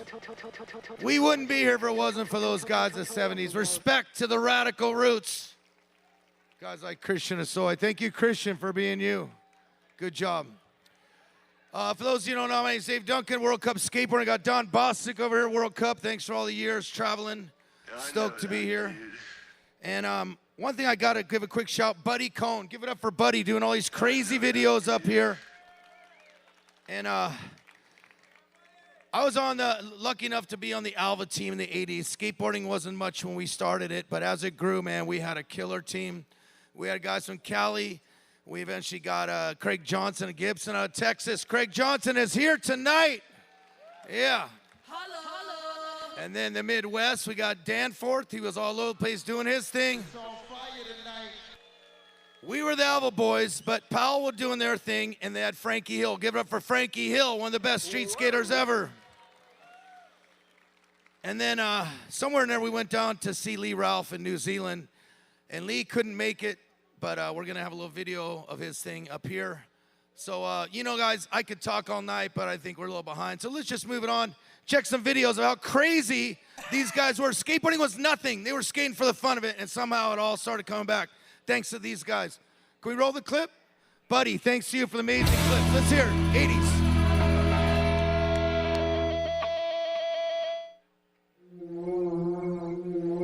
Frankie Hill, man. The original sender. Like, he sacrificed himself for us. He really sacrificed his body so we could see what's possible. The hardest thing is to imagine something that you haven't seen before and persevere and make it happen. You've got very little to work with outside of your imagination. To me, Frankie Hill, his video parts were the visual confirmation that it can be done to where people are like, we can do this now. He was a trailblazer in that way, going big in the streets, down like as many stairs as you possibly can without killing yourself. He's the pioneer of that, I think. Hi, my name's Frankie Hill, and I like to throw down the big, fat, ollie 1 foot. But I grew up watching Frankie Hill skate in the Powell videos. When we all saw him ollie that massive dirt gap, it was like the biggest thing anyone had ever done on a skateboard, for sure.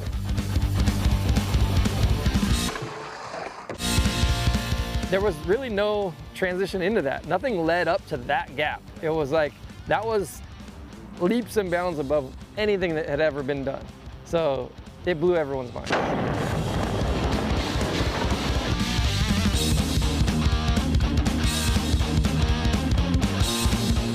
Frankie Hill's a legend. His cover Thrasher, where he's just like looking down the rail, is insane.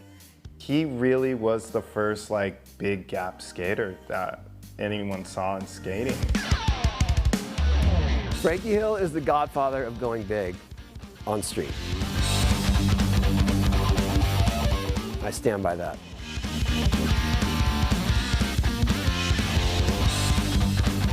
I've never seen anyone go that fast You go that far and that high all in one go. In order for that to happen, somebody's got to show us the way. Big board slides, big ollies, big gaps, big tricks. Frankie Hill showed us that you could go a bit further. And we're all fucking indebted to him because of that.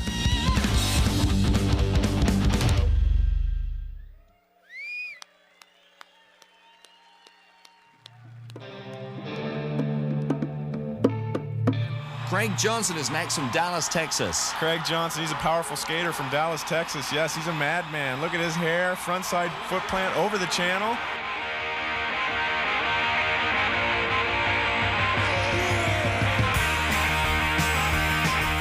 I think my favorite skater in the entire world, and not just because he's one of my best friends, but it has to be Craig Johnson, because he just scares the hell out of me.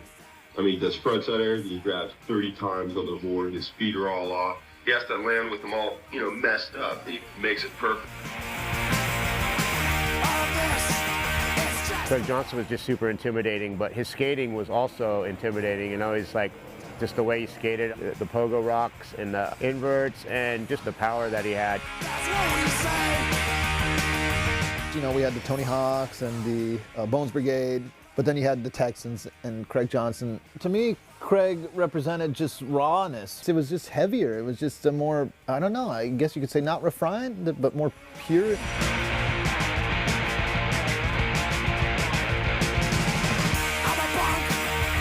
There was a picture of him, I think, with wearing cowboy boots. I don't know, you just had to study the photos. I can't explain it.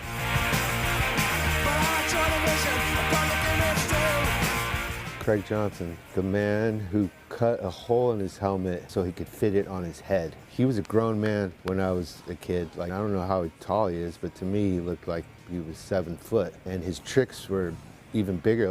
If you were standing on the deck and he did an invert, you were gonna be looking up. Craig Johnson was a monster on the skateboard. Everything was huge, and they just made it look kind of spectacular.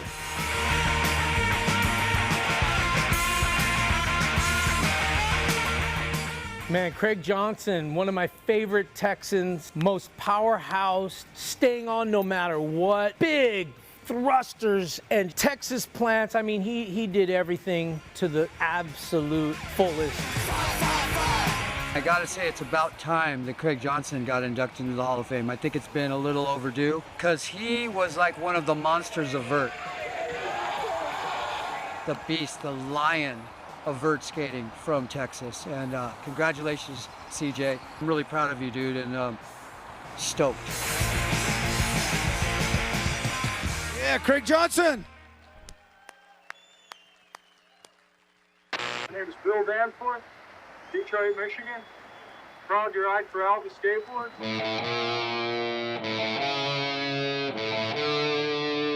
This is Bill Danforth.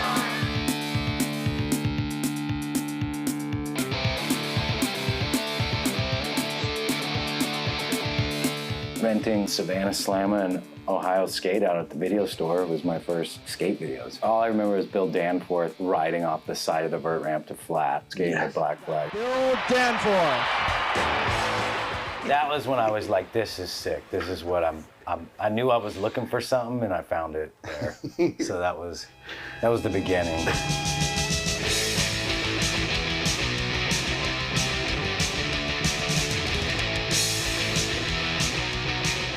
I had Doc Martens growing up because of Bill Danforth. You don't get to choose what you think is fucking cool, it just is cool. And for me, like watching Danforth skate, Danforth's just always been fucking cool to watch skate, and a ripper. An aggressive style without it being angry.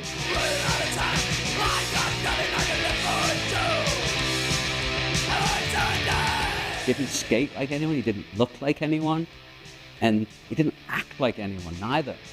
And I liked it.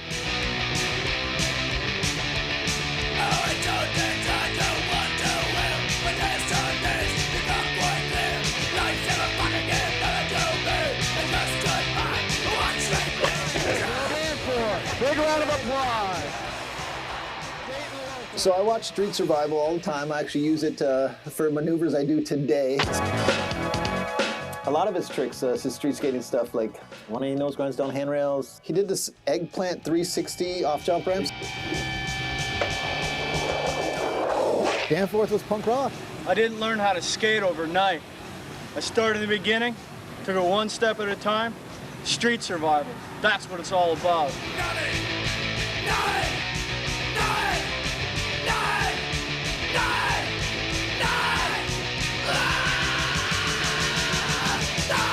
Billy had a punk rock attitude that came from the East, and we had kind of the punk rock attitude from the West Coast, so it fit pretty well.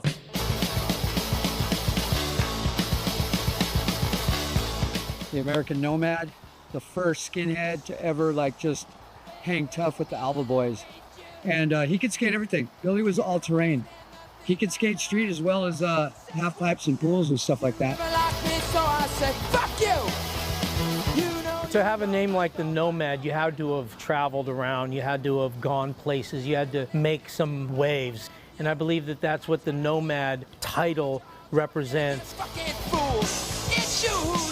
Bill Danforth is probably one of the quintessential travelers. No one's put more miles on a skateboard than that dude. And I got nothing but good things to say about Bill. One of the nicest guys in the world. He said, don't let the skinhead thing fool you. He's not a skinhead. He's just a bald-headed white dude. It's good to see him finally getting his flowers. I love you, man. Peace. Yeah, give it up for the creativity. How fun do they make it look, the 80s? Okay, in first place, the MeWe from New Zealand, Lee Ralph. It's official. Lee and his skateboard are the hottest items on the ranch. Check for $2,000.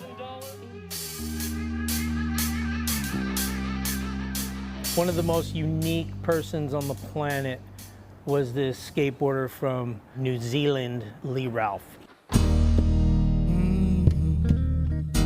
Lee is one of my favorites because of his ability to look so graceful on a skateboard, but be a giant. And my experience with Lee was skating Lance Mountain's ramp in like late 80s. My Highland don't sell. Being on the deck of that ramp and just watching him flying over my head, it was so smooth and fluid, and I don't know, it just had this very kind of light but powerful dynamic to it, which I don't know if I've seen that in too many skaters in general.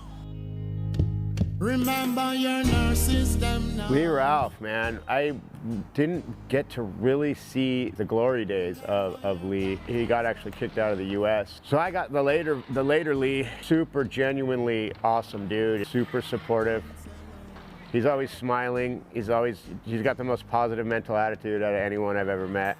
You know, Lee's another one of those guys, man. He's like a Craig Johnson in a sense, where they're just these big, huge, intimidating guys, but they're like gentle giants.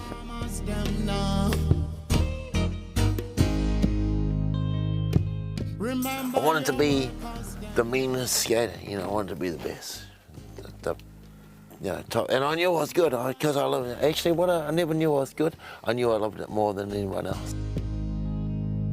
My Highland don't sell out. Please don't sell out. My Highland don't sell out. You know, that I loved riding so much.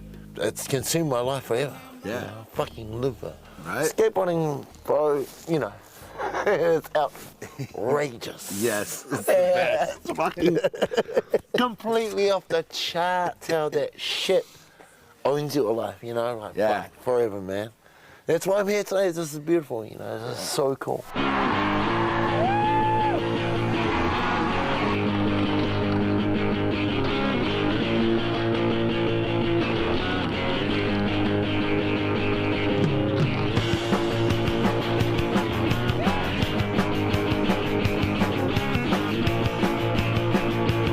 Talk about people you know over the years, and some people, they do things that you remember. I remember, like, when I first met him, one of the things I noticed was all the revert stuff, you know. That then was a huge jump forward. Like, a lot of people can see someone do something and then figure out, but you always got to give respect to people who do things first, for sure, you know? And he did. His attitude towards skateboarding was just pure. He was happy to skate, and it was constant that we'd be pushing each other, always wanting to push a trick further, and Lee Ralph was that guy. Welcome to the Skateboarding Hall of Fame. You deserve it, Lee. Yeah. For more on Lee Ralph, tune into the Barefoot Lee Ralph story. It's out there. And he couldn't be with us tonight because of some visa problems. But he's got an acceptance speech right here. His guys are out in New Zealand checking it out. So shout out to Spittle and the boys. Lee Ralph. Oh, hi, I'm back. Oh, you found me. Yeah, hard to find. Kia ora, you fellas. Thanks for this honor. First thing I want to say is, Craig Johnson. Such an honor, bro. Such an honor to be linked with you in this, with these gifts that these fellas are giving us, bro. I remember, I'll never forget meeting you and rocking with you. We're brothers forever. All of us are. We all are, you know. We never thought there'd be a skateboard Hall of Fame, but there is, and I'm in it. Yo, fucking love it. Really love it. And I hope you fellas have a good night. Rock and roll. Make sure you just go pedal to the metal all day, and you know, just talk shit. Talk about skating. Talk about love. Talk about brotherhood. And then cheer. Thank you. What a beast Lee Ralph was right there. All you guys coming up, Craig Johnson, Bill Danforth, Frankie Hill, come up. Oh, hi, I'm back. And then accepting the award, Titus, come on up, please. Also, Bevan Phillips, come on up. Yeah, here they come. Man, these guys are so creative back in the 80s. I love, what a fun time in skateboarding. No big money, just fun with your friends, traveling the world. There's Craig Johnson coming up. There's Bill Danforth, come on up. Titus accepting the award for Lee Ralph. Bevan Phillips right here, gonna take it back to New Zealand.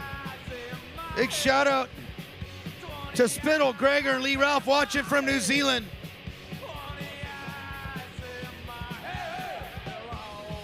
All right, hey, Bill Danforth wants to say a few words. Let's hear for Bill Danforth. Totally off the wall. I just want to say something quick. Thank you to all my endless summer buddies. The best skate park in the world.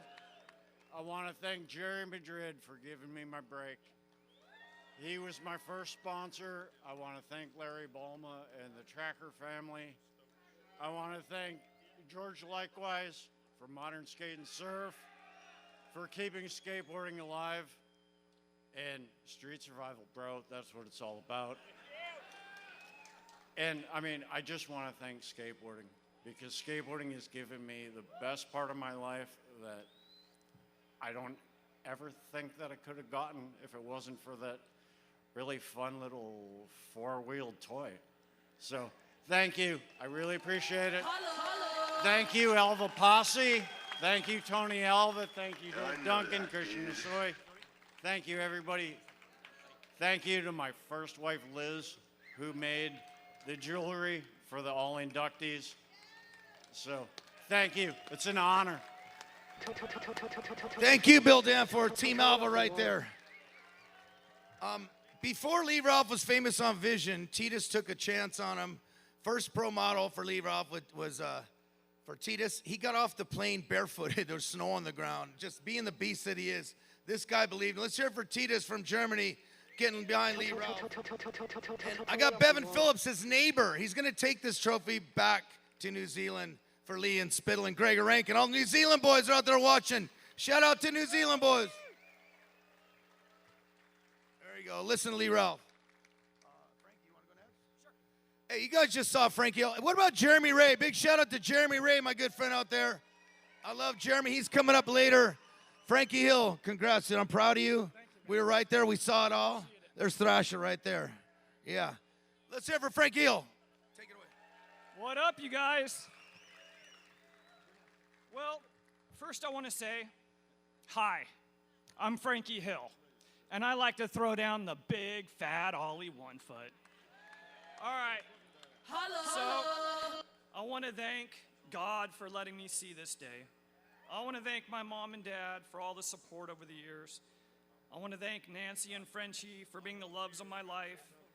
I want to thank Jesse Martinez and Jim Muir for my time at Dogtown.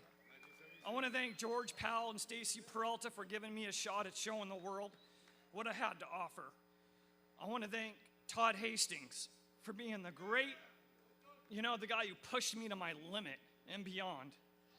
I want to thank Jim Fitzpatrick for being a great team manager. I want to thank Brandon Chapman for showing me what it was to push yourself to the limit as well. I want to thank Kid Erickson for being a great friend and a great skater. And I want to thank all the supporters. Without you guys, I have no idea where I would have ended up.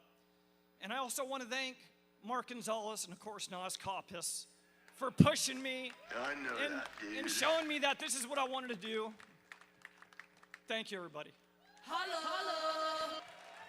Yeah, Frankie Hill, everybody, part of the Powell crew. Amazing videos. Thanks, George Powell and Powell crew. One of my favorite people to travel the world with. We have so many crazy stories. Come hang out with us later on. We'll tell you all about it. Let's hear for Craig Johnson, Dallas, Texas.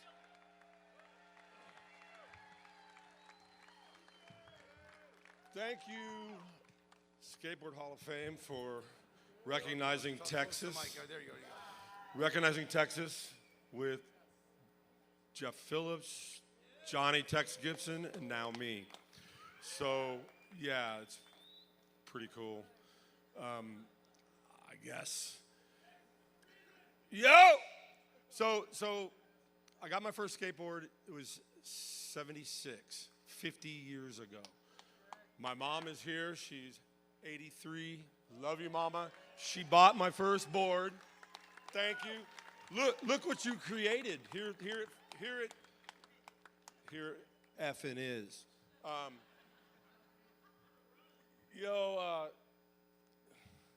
don't know. I traveled the world with skateboarding. It opened doors for me that I never even thought existed. I got to see every place on planet Earth. It was just ridiculous. I'm blessed. I want to give some shout outs.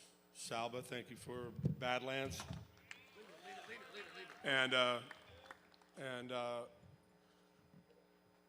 Jeff Newton, Texas Zorlak Skateboards. Tony effing Alva.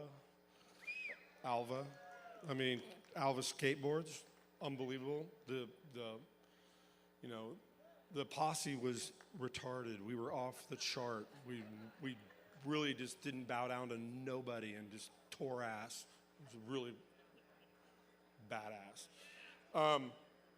That's it, really. I guess to wind it all up, basically, to all skate rats worldwide, shut up and skate tough, or go home. Texas is the reason. Totally off the wall.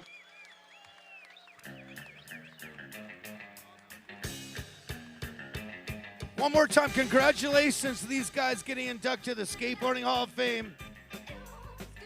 We got Lee Ralph, we got Bill Danforth, Craig Johnson, and Frankie Hill. And once again, thanks to Buddy Cohen for all the crazy videos. This is going back to Lee Ralph in New Zealand. Raise a glass for Lee Ralph. Woo! I stayed at Lee Ralph's house in New Zealand.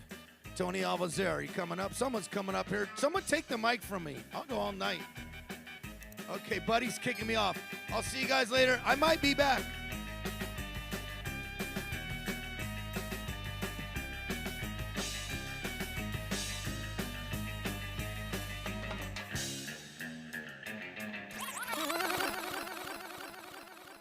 All right, how you guys doing tonight?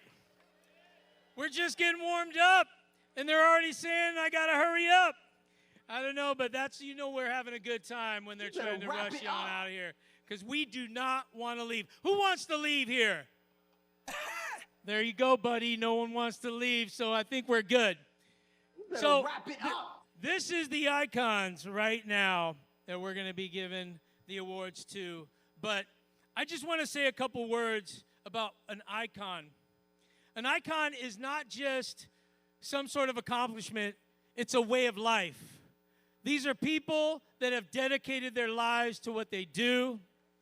They have committed to the culture, to the business, to the thing that we love so much. Skateboarding is the foundation of what we're here for. And these guys have done nothing more than something that deserves the Hall of Fame Icon Award. And so guys that have been inducted before are guys like Glenn Friedman, and I know he's here. Give it up for the past icons. Craig Stesick, come on, let's give it up for those who have been icon inductees. But I'm going to start with Transworld. Transworld started, come on, Transworld magazine, let's give it up. The rival of Thrasher magazine, which gave such a good fight. Transworld started in 1983 with Larry and Peggy Cousins, with GSD, Neil Blender, Brian Ridgway, Lance Mountain, Goodrich, Swank, Britt Parrott, Jinx, Marty Jimenez, Jamie Briggs, David Carson, John Holland, and of course, Dave Swift.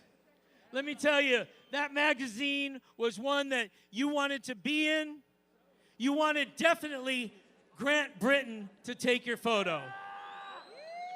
Grant Britton is the backbone, I would say, of that magazine. When I think of Transworld, I think of Grant Britton as much as I think of all the rest. But Grant Britton really stands, in my eyes, as one of the purest identities of Transworld magazine.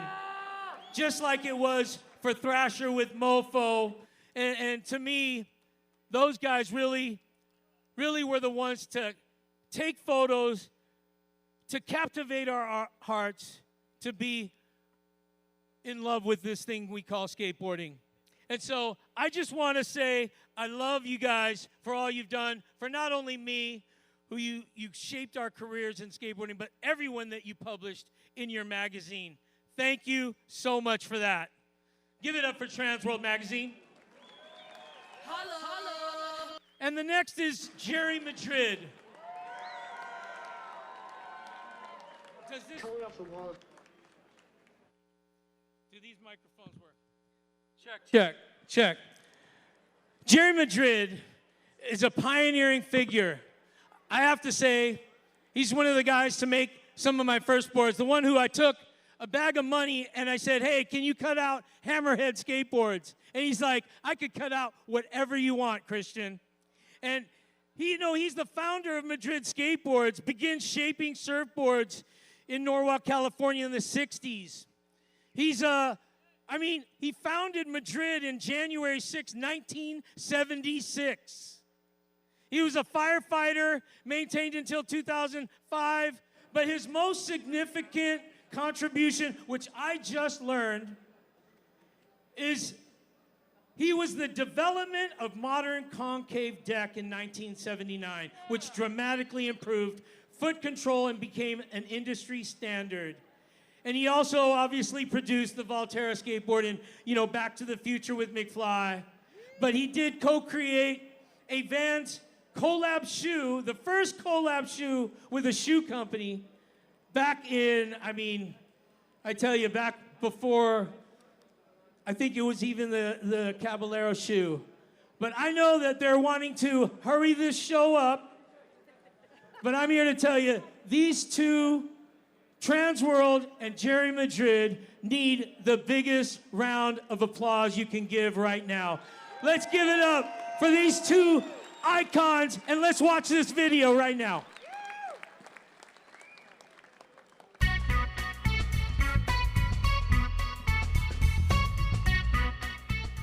We were sending some articles to Thrasher and sending photos and all this stuff. They're not using our stuff. Grant Britton, he could send them all the photos in the world and they were never going to print one.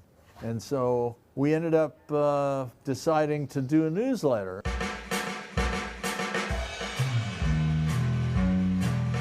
Larry Baume said he was working on a newsletter and whether I'd like to give him some photos. We put the thing together. In the process, we decided, screw it, we're going to do a magazine. And so I started pasting pages up on the walls around my office. A few months later, he called me up and he goes, hey, come up and look at our newsletter. So I drove up to Oceanside. On the wall, they had like a 40-something page magazine laid out. So anyways, we made the first issue, and that was in '83. He brought the issue in after it was printed, and we were all looking at it, and we were just like, oh my God, this is terrible. You know, because it was the be good, and you know, it was just so clean cut, but it was a magazine. And we got a hold of some of the skaters who wanted to help out. GSD was our first employee. Of course, we had Grant from day one. He was our second employee. Neil Blender was just off the wall, and he wanted to be AgriZone, and he could do cartoons, and he was a great artist. He talked Lance Mountain into coming. Lance is going to be Ramp Locals. And Peggy, my partner Peggy, who worked for me at Tracker, we became partners when we did the magazine because she had to work for free, just like I was. Peggy edited all our stuff. I mean, it was pretty amazing because nobody knew how to do a magazine. You know, everybody was just drawing and pasting and cutting, and we just kind of learned as we went. I was doing Tracker trucks, and I'm rooting for my team all the time. You know, our products, we're winning the contest, and we're getting sales and this and that. The first contest I went to after doing the magazine, I felt so different because now I can root for everybody. It's not my product company, it's skateboarding, all of skateboarding, no matter where it is in the world and who it is that's skating. They're all part of my team now, you know, and I'm rooting for them.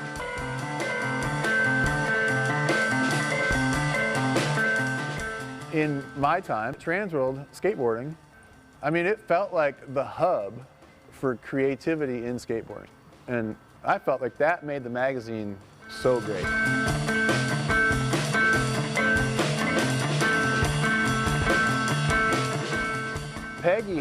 Peggy Cousins, who was the other co-founder of the magazine, she was there the whole time that Grant and I worked there. She put in the hours, you know. Both Larry and Peggy, I mean, again, starting that magazine, whatever their intentions were, the results were they gave a shit ton of people a great opportunity.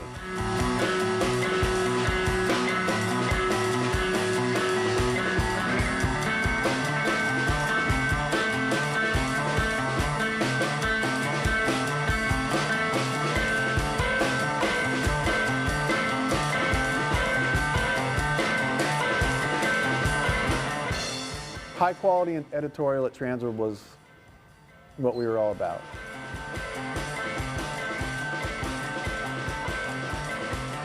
Give it up for Transworld magazine right there. Incredible history.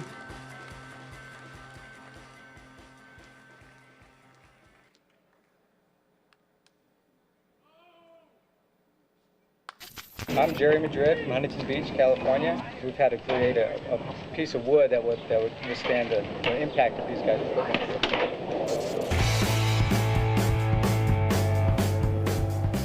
This is the first board I pressed with a friend of mine on the fire department. I wanted to learn how to bend boards, and his father-in-law was a shoemaker, so he would bend the soles for the shoes, like high heel type shoes. So he showed me how to make a mold to do that, and that just became the beginning of pressing boards.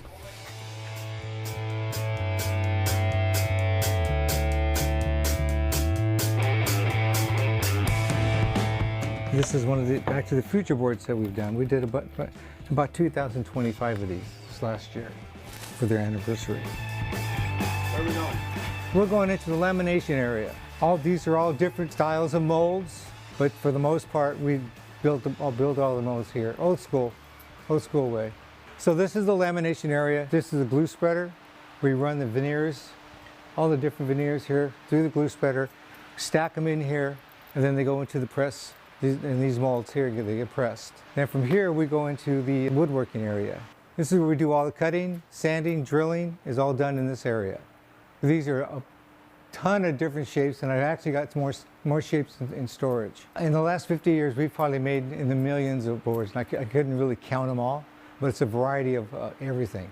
From longboards, street boards, freestyle boards. This is a hammerhead that we did for Christian Assoy back in the day. Christian walked into my office with a bag of money and asked if we could make a board like this. So we came up with a hammerhead, and said, it's kind of a crazy shape. Well, from there it comes into the finishing. They come into the finishing area, we put a couple of coats of clear finish on it, let them dry, sand them down, put another coat, then we go to the transfer area. And this is where we put the graphics on. We're doing a lot of these boards right now, these original ones. These are used in the Stranger Things series. Yeah, I really want to thank my brothers, my younger brother Jeff, who kind of stepped in when I got to the fire department, and my older brother, who passed away a few years ago. They kept it moving for quite a long time. And also my son Randy Madrid and my wife Angela. They've all been very much a part of the entire growth of Madrid skateboards. To accept the Icon Award, Hall of Fame, Jerry Madrid, come on up here. And accepting for the Transworld will be Larry Balma, Grant Britton, Dave Swift, Brian Ridgway. Come on up here. We were sending some articles Give to it up for these and sending icons photos and all this stuff. They're not of using our skateboarding. stuff. Grant Britton, he could send them all the photos in the world, and they were never going to print one. And so we ended up deciding to do a newsletter.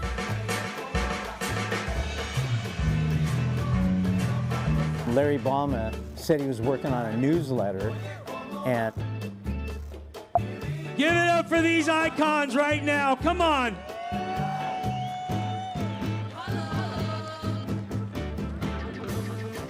As they come over, they're going to give us a few words. Transworld Skateboard Magazine. All right, what a crowd. They cut my time in half, so I gotta have some notes here. Anyways, gosh, Peggy and I got together and we started the magazine, and just, you know, we didn't know what we were doing, and we got a bunch of creative people, and it just flowed from there. I mean, I worked on the production part of the thing to get it made, had to learn something all new, and we had a crew of people that we just said, go for it. And they're a lot younger than we are, and they're in the sport every day, and they just took off.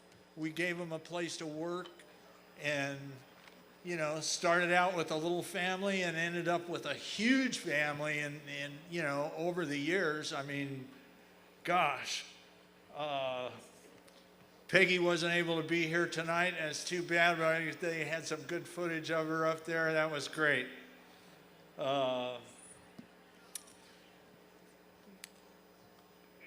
Gosh, you know, the first magazine we put out, we had a color cover and a total of 44 glossy pages in a magazine.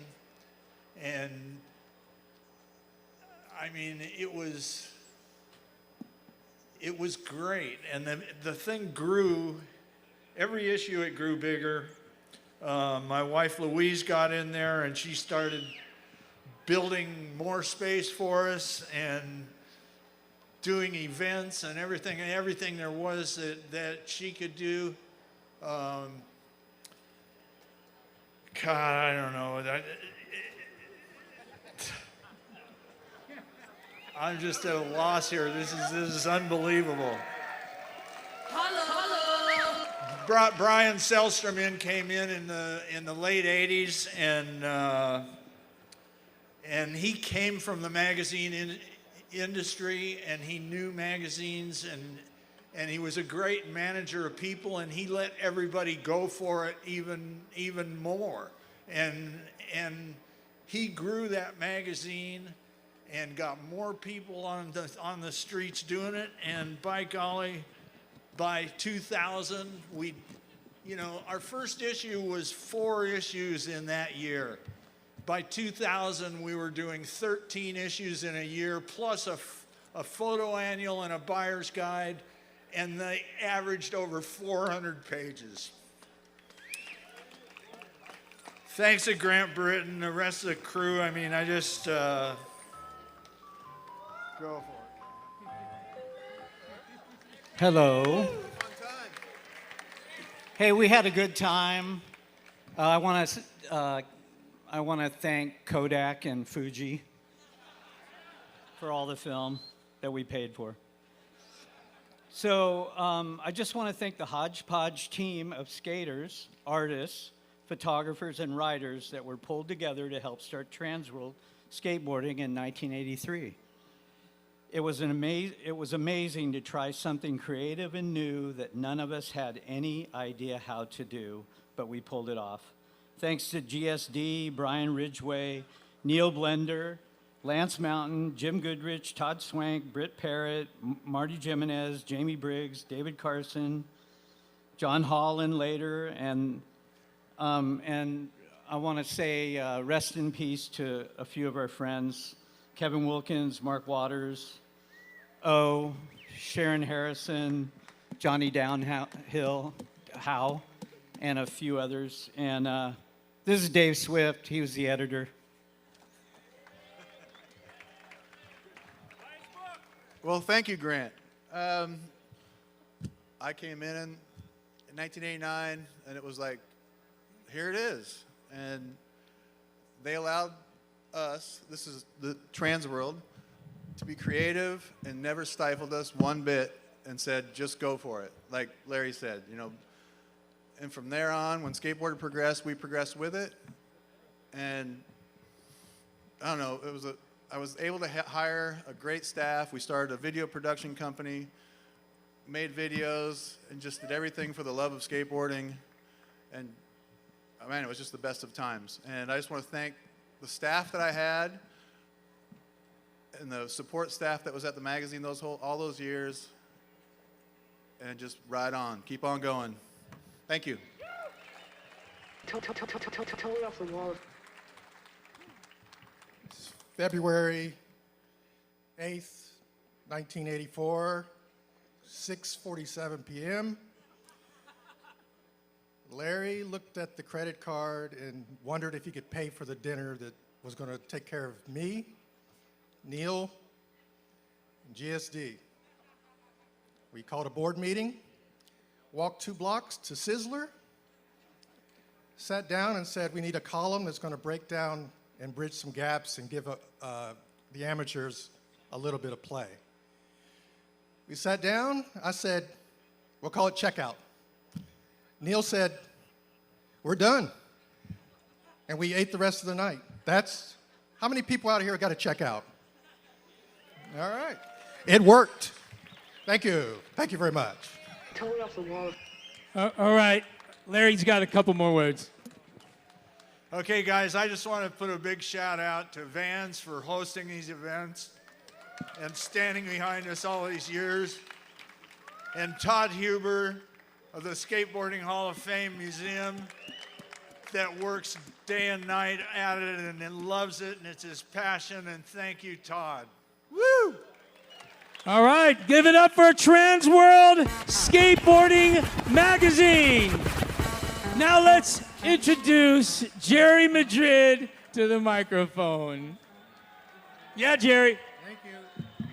Okay, let's move this over to the side. All right.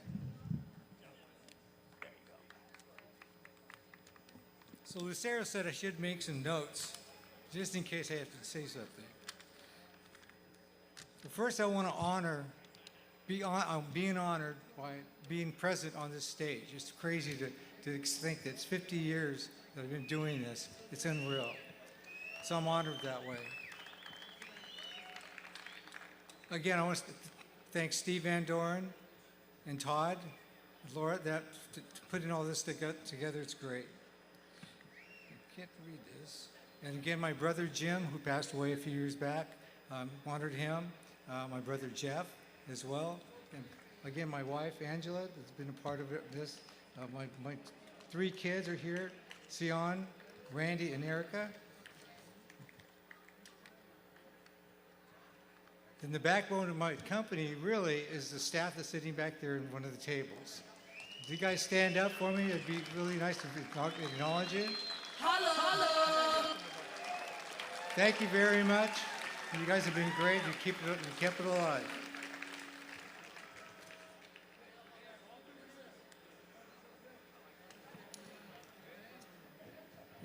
And I want to thank everybody that voted for me. I was honored just to be nominated, to actually be nominated and also making it. This is great. Thank you. And thank God for letting me get this far. Thank you. Bye. Come on, let's give it up for Jerry Madrid, icon, Hall of Fame, inductees, Transworld, skateboarding. Let's keep this show rolling. Let's invite Mimi Knoop to come up here. Come up here, Mimi. Give a hand to Mimi Knoop as she comes up to the stage.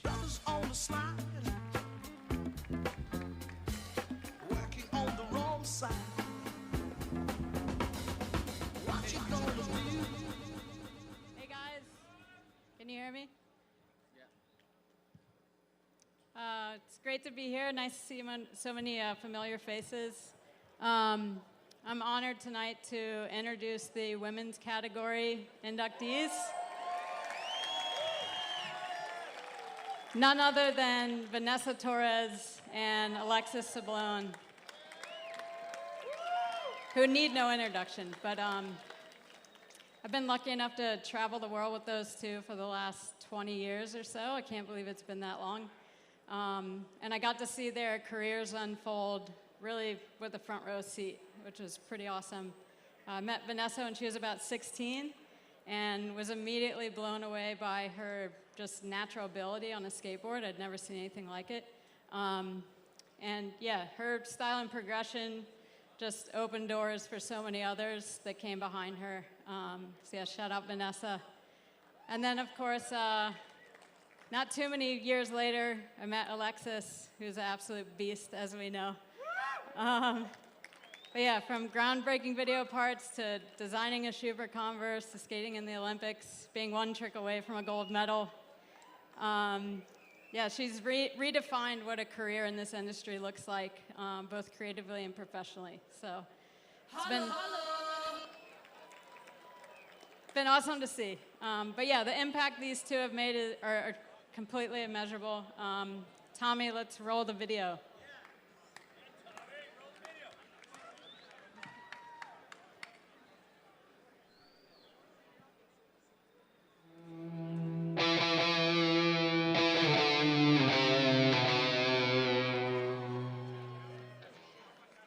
It's really mind-blowing. Like, I didn't think that, like, me riding on a skateboard would ever get me anywhere.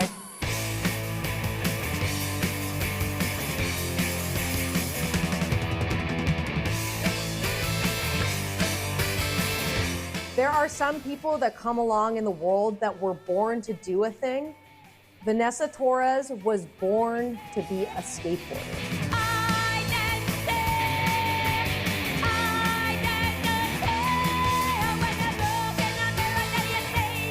She is so fluid, natural, beautiful on her board. She has the most raw natural talent of any skateboarder I've ever seen. Vanessa was part of the next group to really, get coverage in magazines, have sponsorships that allowed her to travel and just reach a global audience. She had the skill, style, and personality. She really inspired a generation.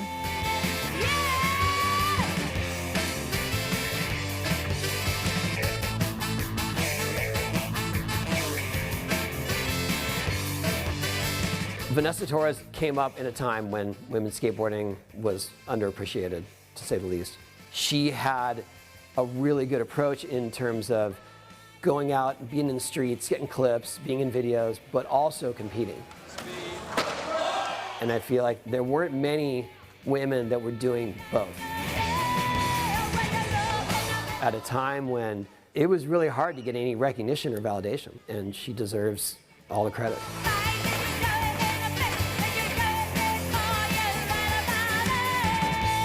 Vanessa was one of those girls that I felt like was way ahead of her time, and she pioneered a generation of female skateboarding that actually lit a fire for the girls to be able to skate the way they do.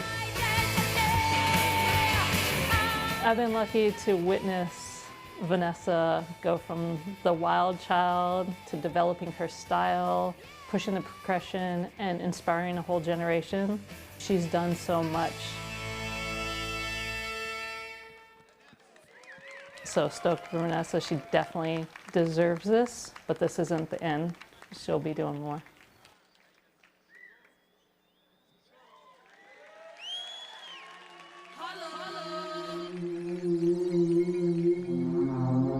But the woman to beat, our #1 qualifier who has won this event before, is Alexis Sablone from Brooklyn, New York. Big kick. I started skating mid-90s. I just saw some kids in a parking lot one night. Had never really seen skateboarding before that and was immediately like interested. When I got a skateboard, I was 10. We like went to the mall and I got my ears pierced at Claire's, and then we went to the skate shop and I picked up my skateboard.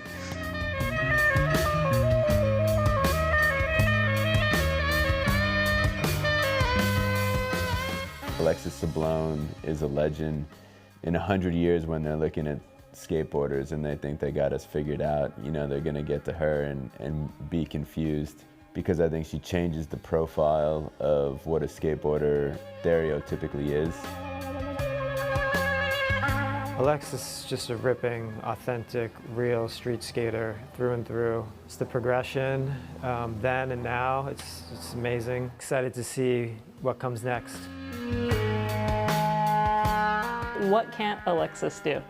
She'll film video parts, compete in the Olympics, design a skate park, designed her own shoe, graduated MIT while skating contests. Alexis is one of the most accomplished skateboarders in history, probably, with everything she's done on and off the board. You know, she pushed the boundaries for women's skateboarding just straight up. I mean, she kickflipped frontside 50-50 to handrail in 2004, I think. She's someone that is just gonna push herself as far as she can push, and every skateboarder, that's what makes us better. But also creativity-wise, like her focusing on school and getting a master's from MIT is crazy.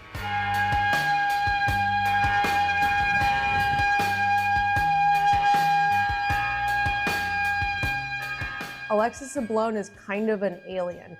She's just a completely different breed of person. We're really lucky to have her in skateboarding. She probably could be, I don't know, like an astronaut or aerospace engineer, or she wanted to do anything, she can do it. She's just a completely different kind of person, a savant. And I always point to her as the epitome of what a well-rounded, cool, legendary skateboarder is. For the people that don't know, Alexis is from Connecticut. This is a big win for us East Coasters, New Englanders. Congratulations, well deserved.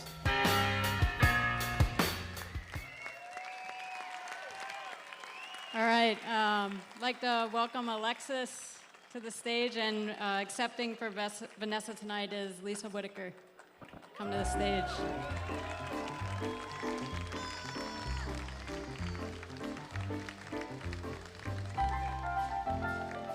Such a pro.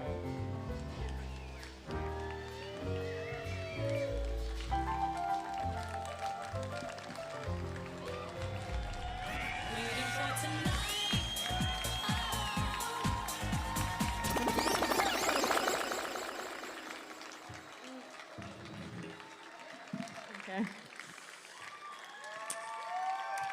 Thank you.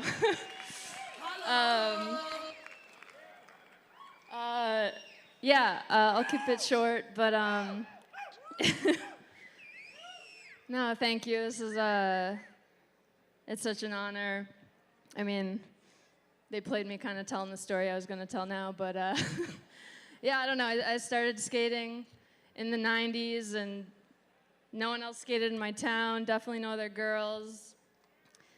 Had no idea what I was doing, and I don't know, and then I met Trevor, who's sitting over there at my table.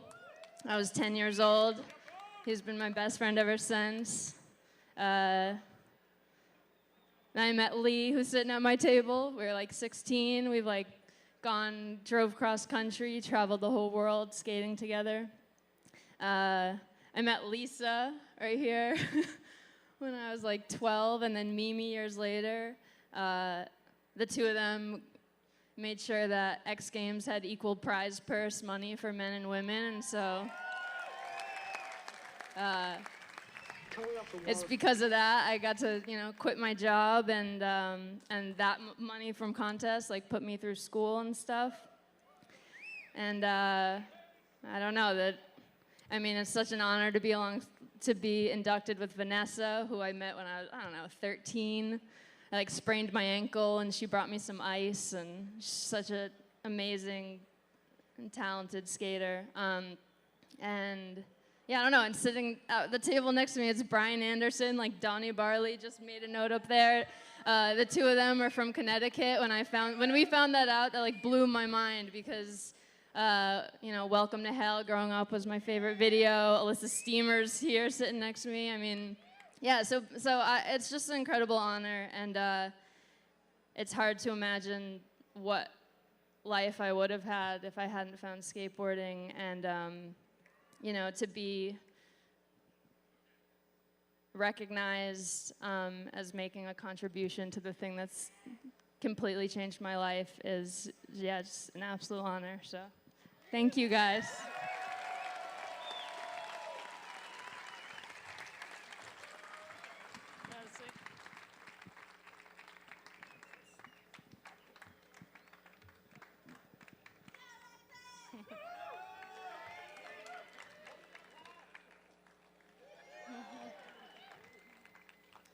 Thank you to the Hall of Fame for recognizing Vanessa's accomplishments. She's very appreciative and wish she could be here to accept this. If you know Vanessa, she's an advocate for prioritizing one's mental health. And she's asked me to accept this on her behalf while she takes care of hers. Vanessa, if you're watching, we love you and hope to celebrate this with you in person soon. And thank you to Vanessa's family who's here in support tonight. Thank you.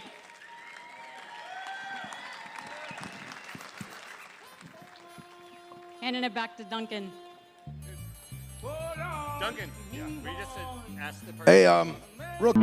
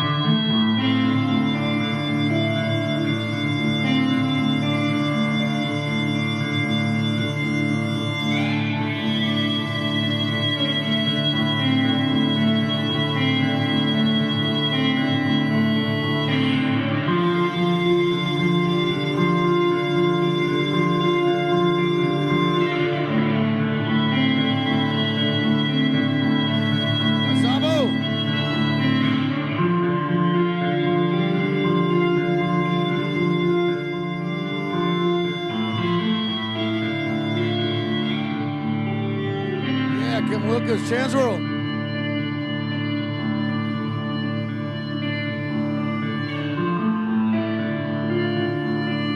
Alva team rider right there, Kenta Kata SF. Hey, you know, so I'm talking about San Diego Oasis right there. Say a prayer for all those upstairs. We'll see you some side on the other side. Chris Pastrich, you're up next. Give it up for Chris. He's been here through the 80s, the 90s, 2000s. I've had a lot of good times traveling the world with this guy. He's 100% skateboarder, still doing it for Stereo Skateboards with Jason Lee. How we doing, Chris? Are you ready? Crowd, make some noise for Chris Pastras. Come on. Hi. Oh, man. I don't know what I did to deserve this. The 90s were riddled with insecurities, and I'm here to represent that group because I'm riddled with insecurities. Anyway, I would like to shout out a few people who I've seen here or heard were here. First off, thank you to the Shut Skateboards crew, New York City. That's where I came up. And shout out to the Shut Skateboards crew, my family, my first family. And then I heard a rumor, I don't know if it's true, Steve Rocco, if you're here, I love you. Thank you for giving me a shot, giving me a skateboard, a pro model skateboard. I was on the beach and someone said, Rocco wants to call you, wants you to call him. I thought I was getting kicked off the team. So I was like super insecure about the phone call. He's like, yo, we're turning you and Randy Colvin pro. I'm like, next year or something? I got to go to school. He's like, no. Your board's coming out in 2 weeks. So thank you, Steve, for taking that chance. I did not deserve it at the time. Let me roll through this quicker. So shout out to Nadas Kappas. I saw Nadas was here. Big influence on me. Jeff Kendall. Honestly, Jeff has always been a big inspiration for me for skating all terrain. He's got the smoothest style in the game. Steve Olson, another hero of mine for the style. First saw him at the Brooklyn Banks in the mid-'80s. So shout out to Steve. Jim Thiebaud. Let's give a round of applause for Jim Thiebaud. Deluxe Skateboards, all he does for skateboarding. He's honestly one of my best friends, and he's helped me through some really rough times. So I love Jim. I love Deluxe. And then my last shout out before I get into who I'm inducting, Steve Van Doren, for everything he does for skateboarding.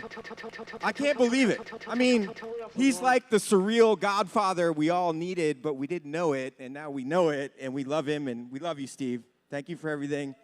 Thank you for hosting. Totally off the wall. Okay, I talk too much, but I'm here to induct the 90s guys, and I'm gonna start off with one of the most elusive pro skateboarders. That's also one of the most gifted pro skateboarders I've ever known, and that's Julien fucking Stranger. Julien Stranger. I don't know, man. Like, I first skated with Julien in 85, 86, and he was always elusive. He's like, it's like catching the white lion, you know? You're like, man, is he gonna do something or what? And Julien always, like, surprised me. He's got the best style in the game, and he's avoided praise his whole career. So let's give him some praise tonight, okay? Please, it's long overdue. Omar Hassan, another homie.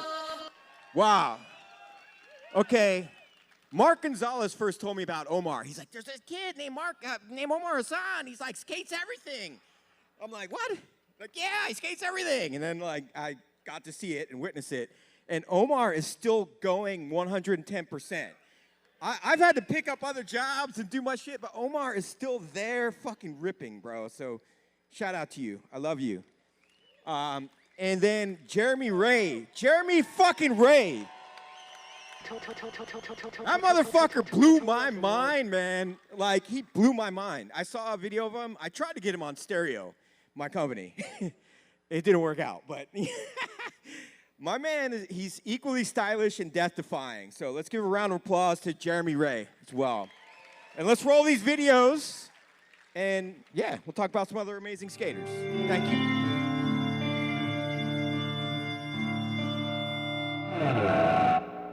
What's your last name? W-R-A-Y. Jones, J-O-N-A-S. Yeah, basically, I don't think I would have been a sponsored skateboarder if it weren't for Jonas. We were just growing side by side, and we would just push each other to get better and learn new tricks. And we were developing right side by side. We had different tricks, but, like, you know, keeping that same level between us. W-R-A-Y. Brothers. Jonas was a people person who's really outgoing, and he was the one that gets noticed, you know? And I was a lot more shy and a little more reserved, and I didn't really jump out at people. Even if my skateboarding skill was up to par, I wasn't the one that they would say, like, he's the guy, you know? So without Jonas, I don't think we'd be here.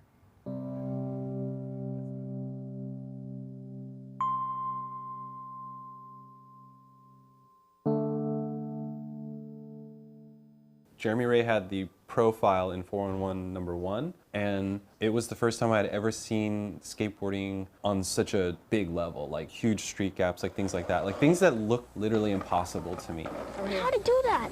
That nobody can. I don't believe it. It can't be possible.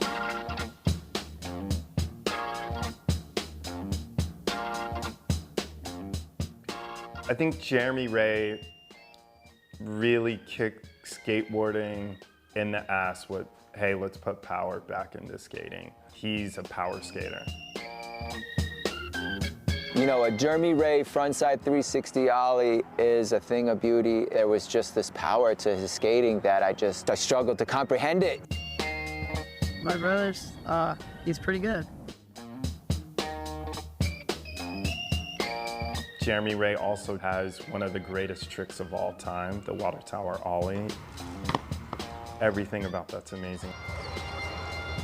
I mean, that was 20 plus years ago or something, and there's still not many things that stand up to that moment in skateboarding.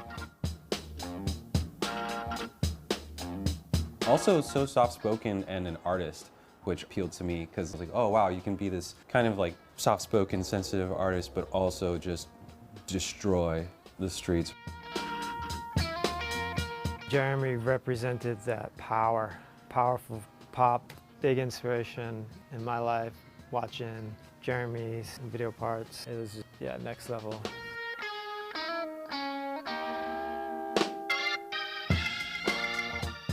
I think Jeremy Wray was at the front of power, like graceful power. You know what I mean? It's like the combination, not coming across in like a brute way, but just like explosive. I really appreciated that about his skating.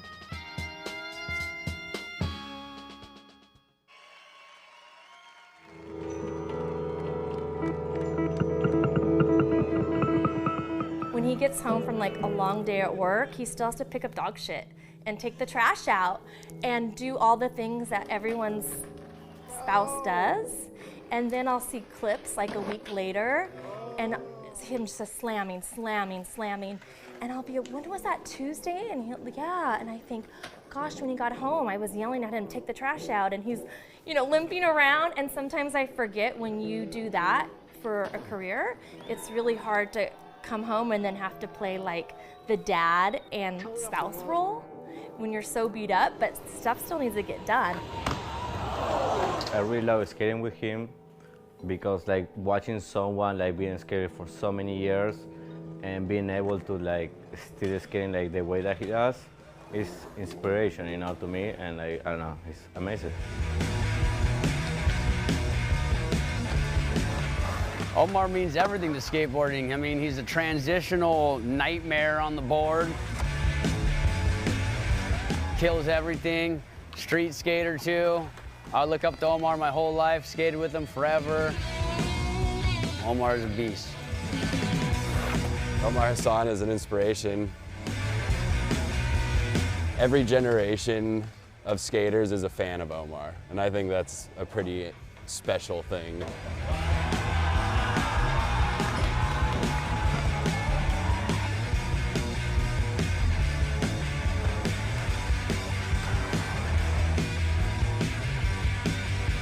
It's about taking this fucking wooden stick and being able to do anything anywhere. You don't limit yourself. You just go for it wherever you are. And go for it. And that's an Omar attitude. You know, he's like a skate warrior. He's that gnarly. I mean, he's taken so many slams. He's had so many injuries, and every session I've ever seen him at, he doesn't.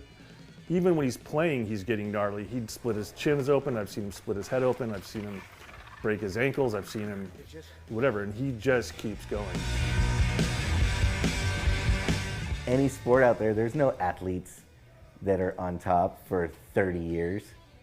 After like 10, they're like retired and, you know, one of the owners of the team or whatever, or coaching. So he's ruling it. He's still killing it today. Omar's outskated all of us, fucking every generation, every day, every week. Omar's out there giving it everything.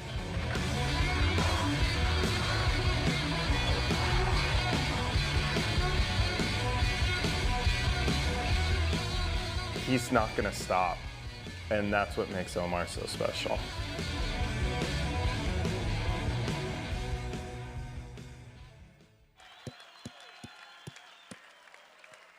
Yeah, no, that's like one of the things about skating, you know, it's as much the act of skating as it is the discovery of, you know, what you're all about and checking out the world, and it's just a lot of things. It's not just a thing that happens between the top of the stairs and the bottom of the stairs, or, you know, one side of the ramp to the other. It's like, it's all of this too.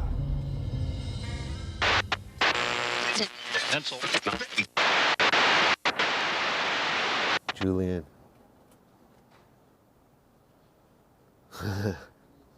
Julien, yeah. Julien Stranger's always been Julien Stranger. He always skated fast, always skated with power, never skated different through each of the generations. That's why I fucking live for that style of skating, right? It's unhinged and it's real as fuck.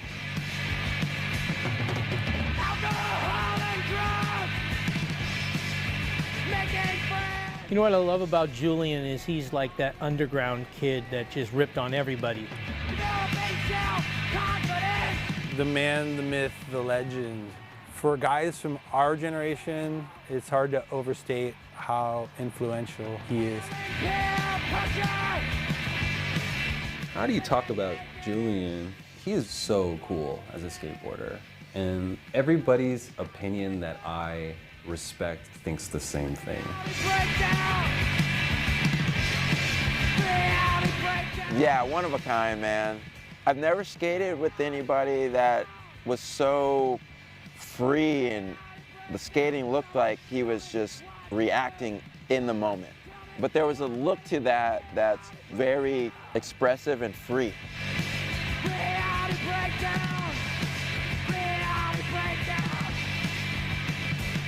The way Julien skates is like he's doing tricks, but it's one movement. Like even when he lands a trick, it flows into the next movement.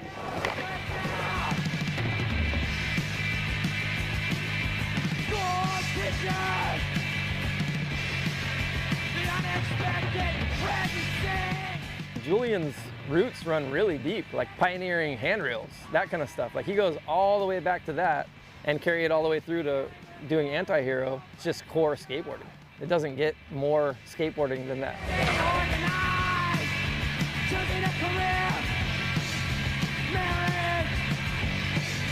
We're all under surveillance, right? And we all end up being a little bit like each other. And I feel like Julien's really important because he really just focuses on being himself, and I don't know, I think it's inspirational.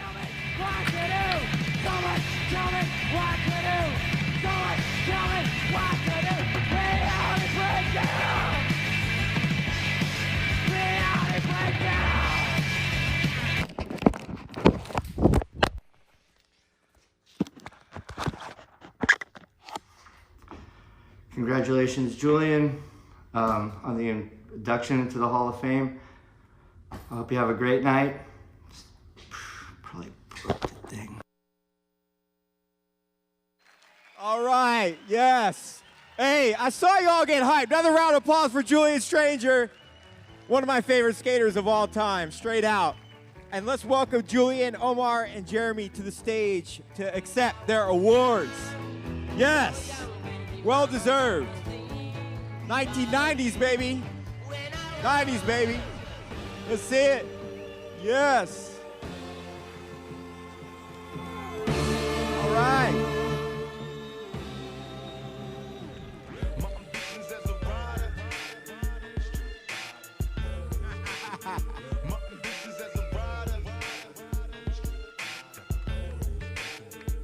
Omar, I'm gonna have you kick it off. I know you can speak. Let's do this.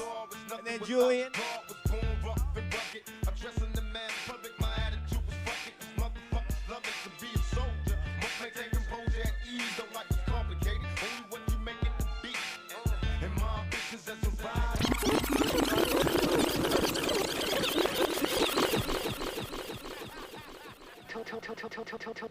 I'll take it, I'll take it. It's like a hot potato.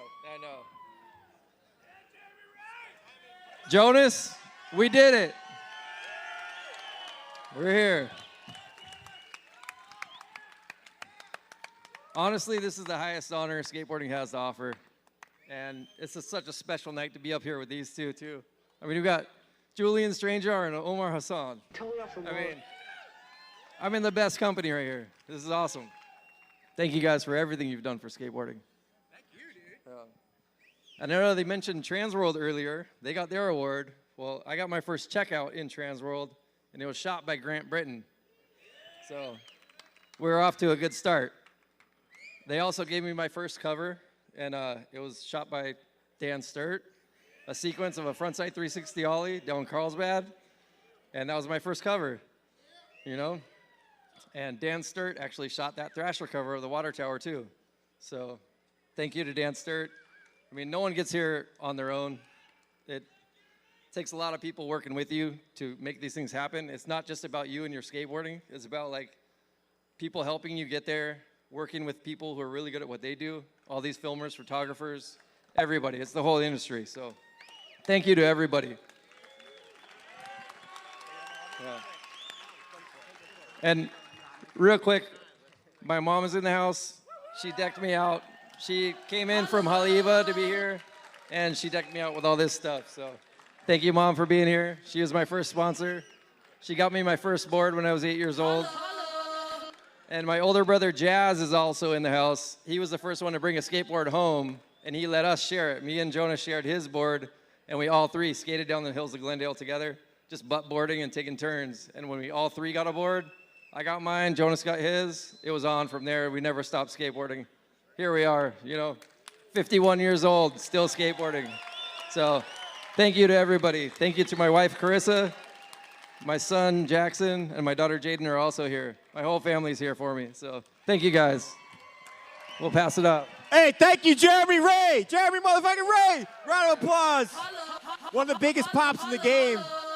I tried to steal you for stereo, bro. It didn't work out, but I still love you. We'll talk about that later. All right, Julien, we want you to say a few words. You can keep it short but sweet, bro. Yeah, make it real quick. Thank you. This is quite an honor, I will say. Thank you. And this would have been like my mom's proudest moment. And so for that reason, it means a lot.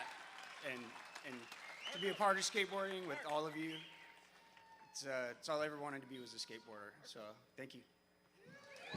Yeah, Julien. One of my favorite skateboarders, favorite humans. This guy's amazing, too. I traveled the world with this guy. Totally off the wall. Yeah, man. Yeah. Holy snaps, dude. So we're here in our backyard right here, man. This is really cool, man. Julien, Jeremy, I mean, you couldn't ask for a better year for me to be inducted, to be honest, because I'm just super blessed to be a part of this whole family. We're all part of this whole thing, you know what I'm saying? This is like my own family is my family. Of course, I love my better half Denise has done so much to put up with my shit.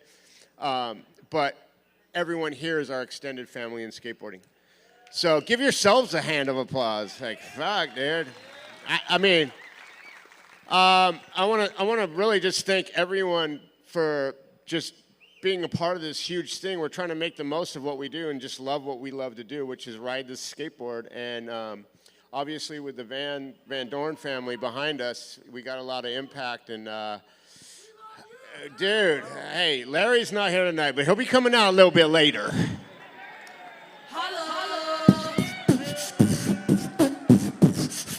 No. All right, I'm going to wrap it up with just saying, hey, man, we got Archimedes in the house.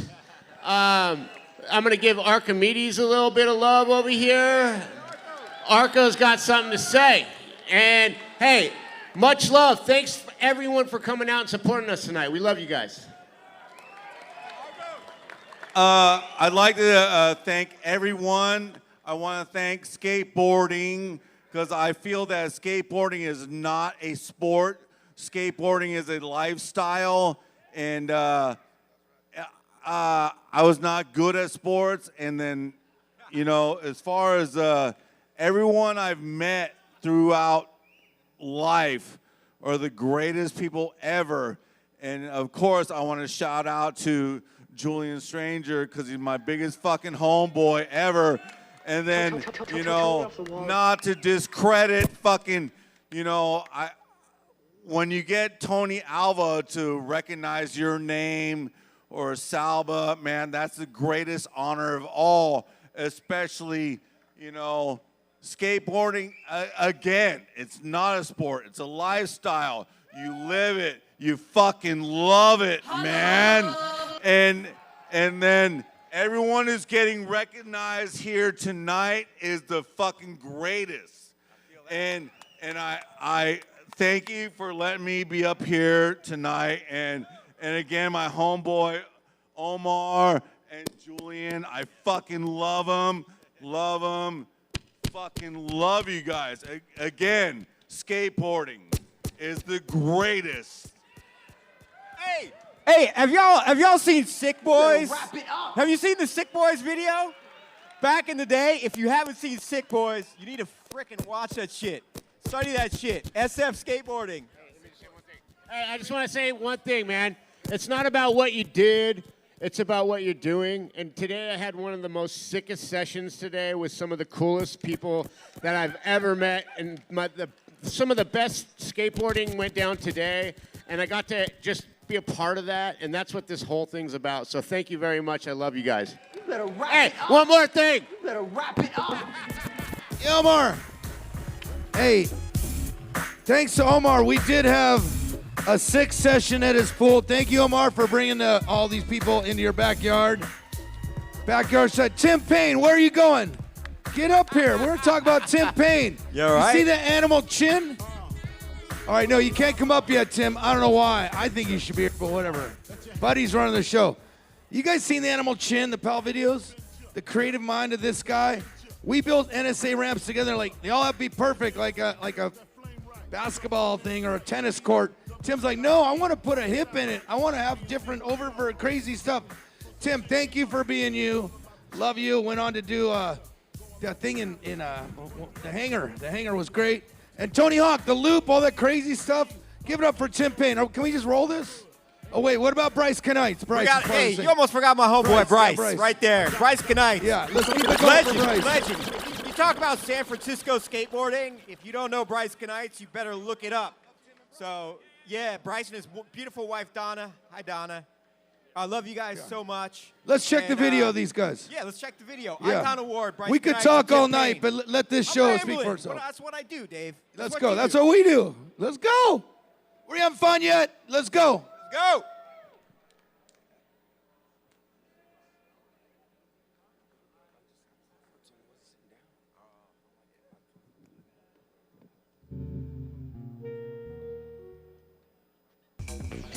When I had the ramp in mind, the only crew I really wanted to do it was Team Payne, which is Tim Payne's crew, because he knows how to build ramps solid.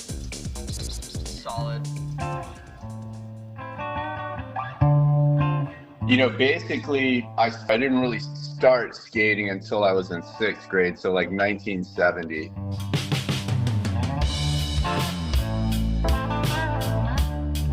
I always strived to hang around people that were doing something. And when I connected with the people that were skateboarding, they were people that were, you know, like surfing. They were going on adventures. They were taking trips. We were, you know, going to construction sites and borrowing wood and nails.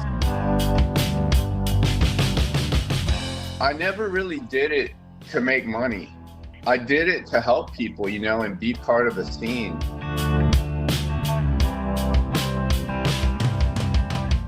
Tim Payne is the originator of all the stuff that was built, the events and the ramps and the technical way to do it right when a bunch of kids were just slapping pieces of wood down. Tim should be given credit for how skateboarding continues to evolve, because we evolved with the ramp designs that he was giving us, like the chin ramp. Man, it was really an emotional experience for me because, you know, for one, we had never built ramps with, you know, entirely brand new wood before, and we were getting to build something that was our dream. Stuff that we did on that ramp, we did it because of how the ramp was made. I mean, when I first did a loop, he built it, because I didn't trust anyone else to do it at the time. Tim Payne, the man who built my ramp in Hollywood. Wow, what a journey. Building NSA ramps, now building skate parks all over the nation, and just, I've seen the builds and they're incredible. It's an art to build a framework of a ramp or to build obstacles, the pools, the ramps to be able to perform on. Tim Payne, the dude built the animal chain ramp. He built iconic contests and obstacles, and most importantly, he's from fucking Florida. It's always good to see a guy from Florida go in there. There ain't too many people that can build ramps and get into the Skateboard Hall of Fame. And ain't too many people Tim Payne. And that's all that fucking matters. Yeah, Tim Payne. All right, y'all, come on. Great guy, awesome photographer, great skateboarder. I mean, I can't say more good things about a guy. Bryce! For me, Bryce has shot some of the most iconic skate photos.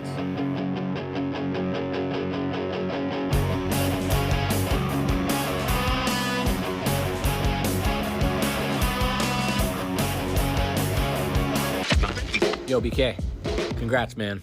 Much deserved. Little did we know, when you grabbed that camera 45 plus years ago, you would be documenting both of our future and many others as well, and the relevance it would have today. We were just kids, having fun, getting in trouble, good trouble. Right on, BK. Enjoy your day and the accolades. Well, Bryce Kanights is, he's the unicorn because he was a pro skater.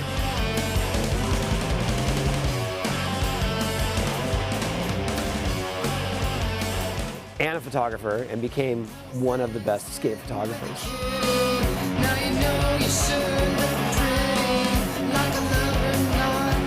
I first came to Bryce through him being pro, I think it was Schmidt Stick.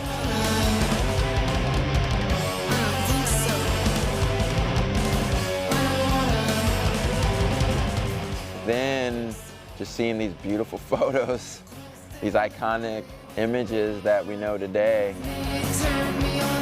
Starting to shoot photos at 14. Bryce was like the older photographer that was actually working at Thrasher magazine and getting his photos published all the time. And so Bryce was really important to me, and that directly just like made me want to be a photographer. I don't think I realized it was a job for that.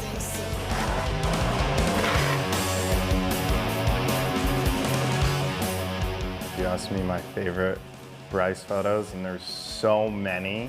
Ron Allen, the front board cover of Thrasher. A lot of these are going to be covers of Thrasher. The Mike Carroll Sodi cover, the Wade Speyer cover. Oh my God, this Pat Duffy. Bryce was a big part of the heritage of Thrasher magazine, and he was a really creative photographer. What are you going to do for me? I mean, are you going to liberate us girls from male, white, corporate? There's something about seeing skateboarding in the 70s, which he did. He's watched skateboarding in skateboarding competition from the beginning. He had a model. He skated during the street era. He shoots photos. He's had this career documenting skateboarding.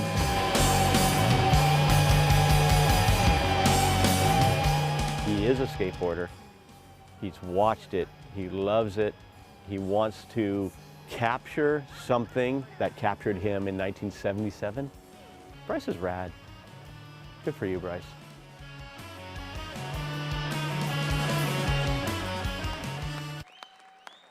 Yeah. Let's bring him up. Tim Payne and Bryce Kanights. Well deserved. Well deserved. Yeah. I mean, you saw those ramps. How crazy is the ramp for Tim Payne? Give it up for Tim Payne. Yeah, Tim. Tim Payne Skate Park Show, still doing it. Love you, Tim. We worked side by side many years back in the day. Hey, Todd Huber from Skateboard Hall of Fame. Where you at, Todd? Come on up. We love Todd Huber. Give it up for Todd Huber, Skateboard Hall of Fame. Bryce Kanights, you want to go first? He's not a minor threat, he's a senior threat. We were skating Omar's pool day. He's out there grinding, ripping. Still, give it up for Bryce Kanights. Thank you, Dave. Okay. Oh my God. Put your thing up here. Dude. Love you. All right, let me settle down.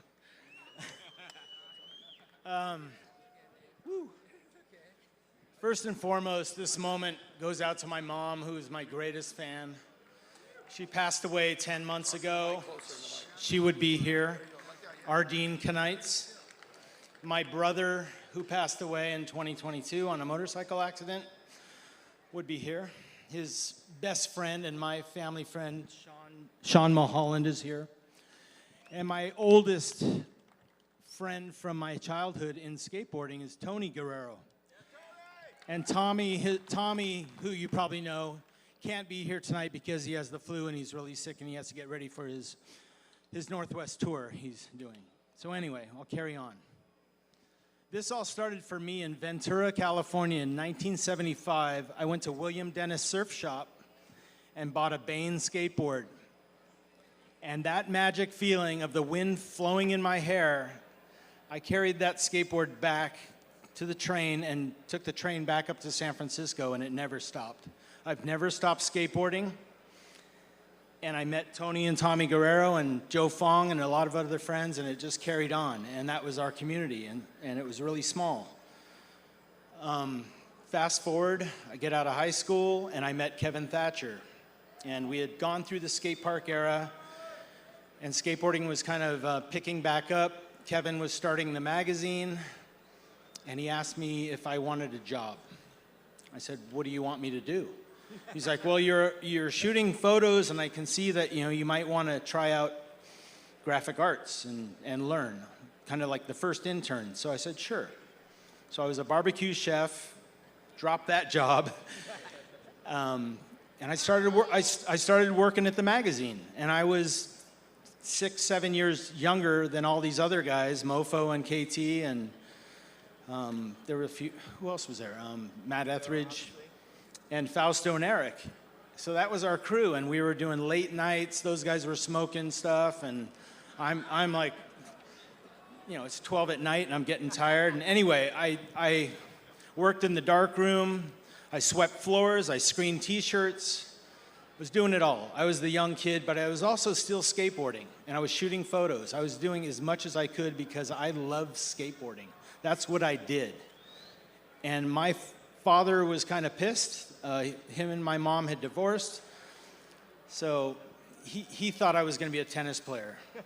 No, never. Mom said, "Follow your heart. Do what you want to do." And through my mom and Kathy Guerrero, Tony's mom, those were my two moms. And then I had Fausto Vitello as my father figure. And he said, "Go for it. I'm going to show you how to do this." So I owe everything to Fausto, KT, and Mofo, and everybody out there that followed my photos. And one other thing I have to say is, there's something about a photograph that will take you back to a place in time, and you remember that. With video, you can plug it in, into the DVD player or whatever, or look at YouTube, but a photo can hang on a wall, and it's forever. And that's the power of photography. And you can see that in Grant Britton's photos, Dave Swift, Atiba, Anthony Acosta, myself. Photography and skateboarding is forever. I love you all. Yeah, Bryce! We love you, buddy. Congratulations, brother. Tim Payne built my ramp. Oh, that was awesome. I love Bryce so much. Man. Oh, my gosh. Well, I think we're going to move into the 2000s. Is that right, Duncan? Yeah, we're moving into the 2000s. And no, we're not. No, Tim, you're going to say some words. My bad. Hey, you guys. All right, I'm jumping steps. Yeah, I'm glad Todd made it up here, too. The first person I want to thank is Linda, my wife. She's probably been working with me the longest. Stand up, Linda. You got to stand up. I tell you what, she helped me build Jeff Phillips Skate Park, Eastern Vert Skate Park, Visalia Skate Camp, and the YMCA Skate Camp in Camp Erdman. She had her little tool belt on, and she looked so cute. But, yeah, there's some other people I need to thank. Kurt Baker, Lance Spiker, Chris Berry, James Hedrick for sure. I learned so much from him, and Jeff Hammond, Those guys were just awesome. Yeah, well, and Jay. And there's so many more. There's hundreds more. Some of you guys worked with Team Payne. But one main person is Paul Schmidt. Paul Schmidt discovered me. And if it wasn't for Paul, I'd probably be building houses or something. But this trophy I want to donate to my dad. Like, he died 16 years ago. So this one's for my father. So I want to tell you, he hated skateboarding. He hated it. Like, I don't think he liked me till I was 30. When I was 15 years old, he chopped my hair off and cut my surfboard in half with a machete in front of my brother and sister. And so, like, it was gnarly. He hated it. But I'll tell you one thing that he did, and I'd ask everybody here, I'd challenge everybody here to do it, is create a teachable moment in someone's life.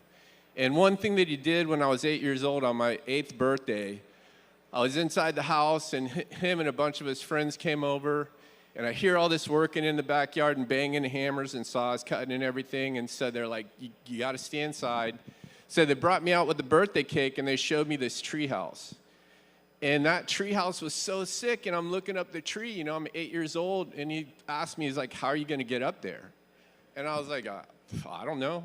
And so I'm looking at the tree, and so out from behind his back came a piece of wood, a handful of nails, and a hammer. And he said, if you want to get up there, you got to hammer these on and get up the tree.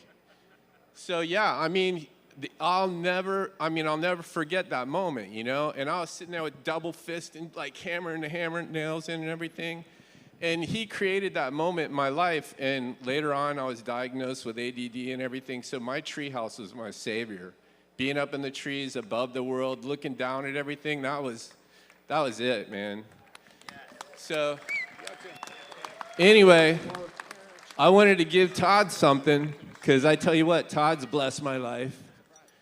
I wanted to give him a piece of wood, and I wanted to give him a nail, and I wanted to give him a hammer. This is a piece of wood from the chin ramp, 40 years old.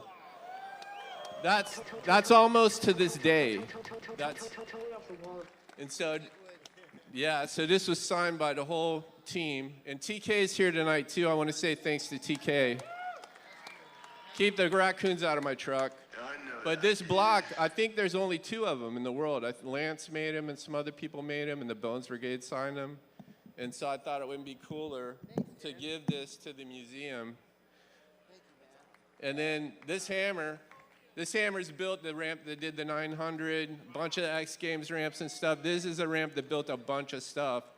So, like, my dad gave me a hammer, nails, and a piece of wood. I want to give that to you.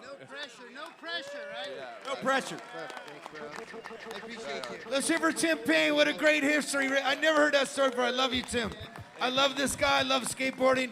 Let's hear for all the DIY ramp builders out there, DIY skate park builders. Team Payne Skate Park still doing it. Love you, brother. Bryce Kanights. Hey, shout out to Paul Schmidt, right? Yep. Shout out to Paul. Shout out to Jerry Madrid, my first pro model. Yeah, right. You're right. Yeah. Thanks to Paul Schmidt for making the best skateboards ever.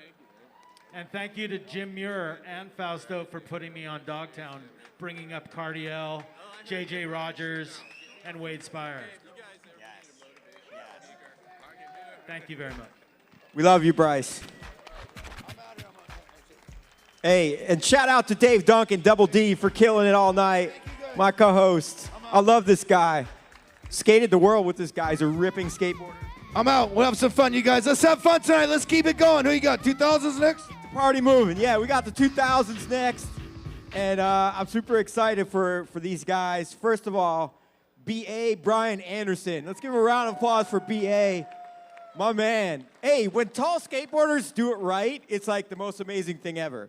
It could go either way with being tall, but B.A.'s got that beast East Coast tall guy style, and he's living proof that one weekend can change your life. Donnie Barley, word has it, was on a toy machine trip and told B.A., dude, come out. You got to skate with the team. And word has it, B.A. flew out, and the rest is history. He got on toy machine, and yeah, toy machine to girl to anti-hero. Brian Anderson, so hyped. And then, man, this next name is like, he's so elusive to skateboarding, but he's so important at the same time. Heath Kirchart. Can we get a round of applause for Heath? I mean, this guy, I don't even know what to say, man. He's like timeless. Everything he does, and he's done on a skateboard, like the 360 flip over the mega ramp, it looks current. Every single trick in his video parts from 10 years ago, 15 years ago, looks like it could be filmed today. So I know he's not here, but my man Justin Regan is going to accept his award. So let's check out the videos, and then we'll give out the awards. Thank you, guys.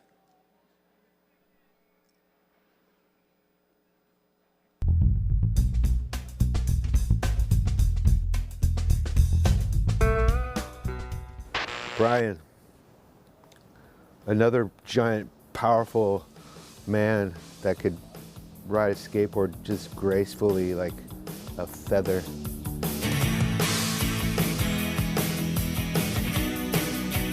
Brian Anderson, man, you've been my Hall of Famer since day one. Such innocent, beautiful times together exploring skateboarding. You know, the cracks in the sidewalk, everything was an experience, everything was fun, and everything was just so dreamy.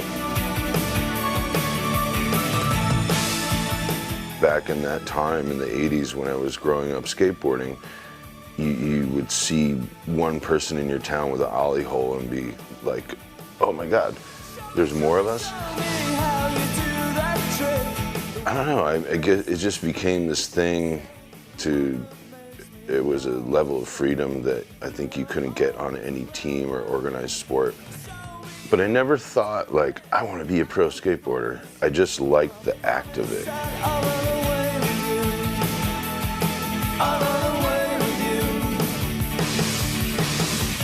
Me and my friends would find ditches under bridges, and everything was really sort of private, and you're with your buds, and you didn't have to be in some field or on a court.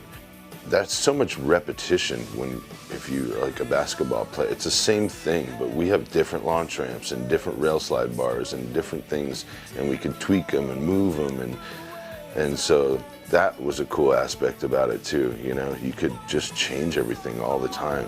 You know.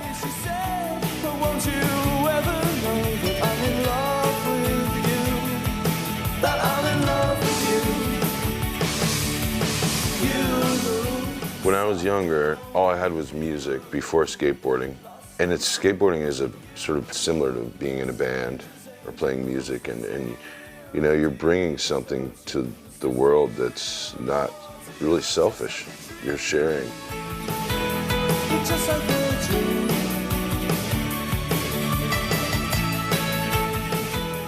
Music gets people through a lot of situations, and I'm sure a lot of the skateboarding that we've all done has gotten a lot of kids, as they're growing up skateboarding, it's helped them, you know, get out of their head and see something like a way out of their small town that's trapping them.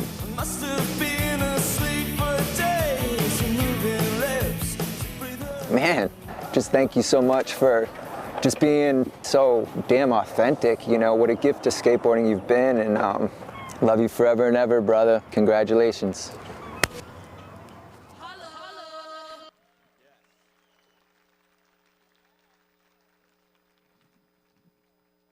Well, I'll just say that Heath is one of my favorite skateboarders of all time.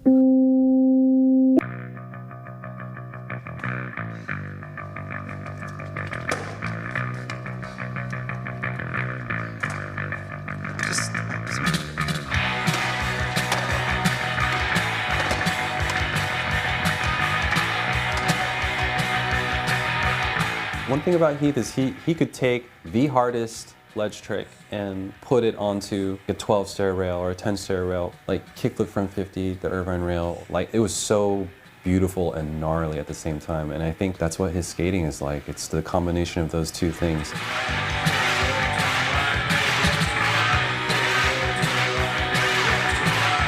Heath is a huge inspiration growing up watching.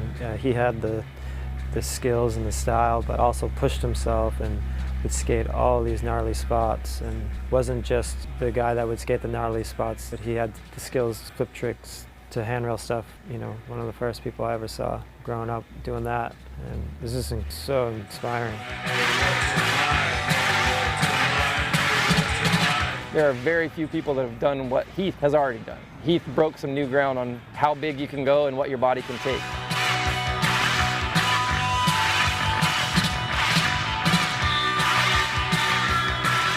I mean, he's changed skateboarding.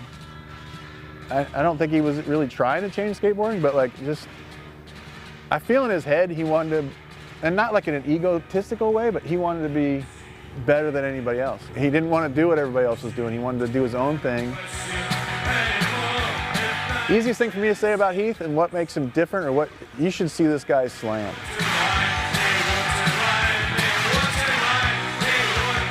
It's hard to explain who Heath is because you have to know him and have to be there, but he is someone who truly loves skateboarding and loved pushing it all the way to the limits.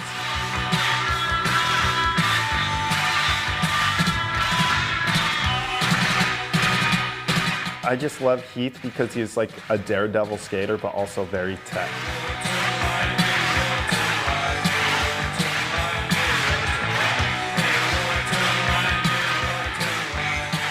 The thing about Heath is that he would set these goals for himself, and there was absolutely no question that it was going to happen. I want to do the mega ramp, but you don't skate quarter pipes. Doesn't matter. He fucking did it. I've loved every single thing he's ever done. Everything I've ever seen of him, I'm a fan of. Wow. Wow. Yes. Another round of applause for BA and Heath Kirchart. We love you guys. BA is coming up to accept his award, and I believe my man Justin Regan will accept Heath's award. Yes, yes, yes. Wow. Two of my favorite skateboarders right there. Come on up, Justin. Come on up, BA. Two powerful skateboarders, I'll tell you that much. Get on up here. Don't be shy.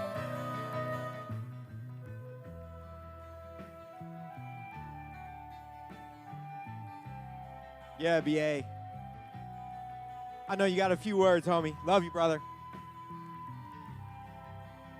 Oh, wow. Can you, control the crowd here. There we go. Oh, control the crowd, okay. Well, that was cool. I don't really remember a lot of that stuff I said. That, buddy, you had that from New Zealand? Thanks. Somebody else, the podium just dropped a mic, not me. Well, there's two things that really got me into skating after I went to the roller skating rink a little bit and breakdance.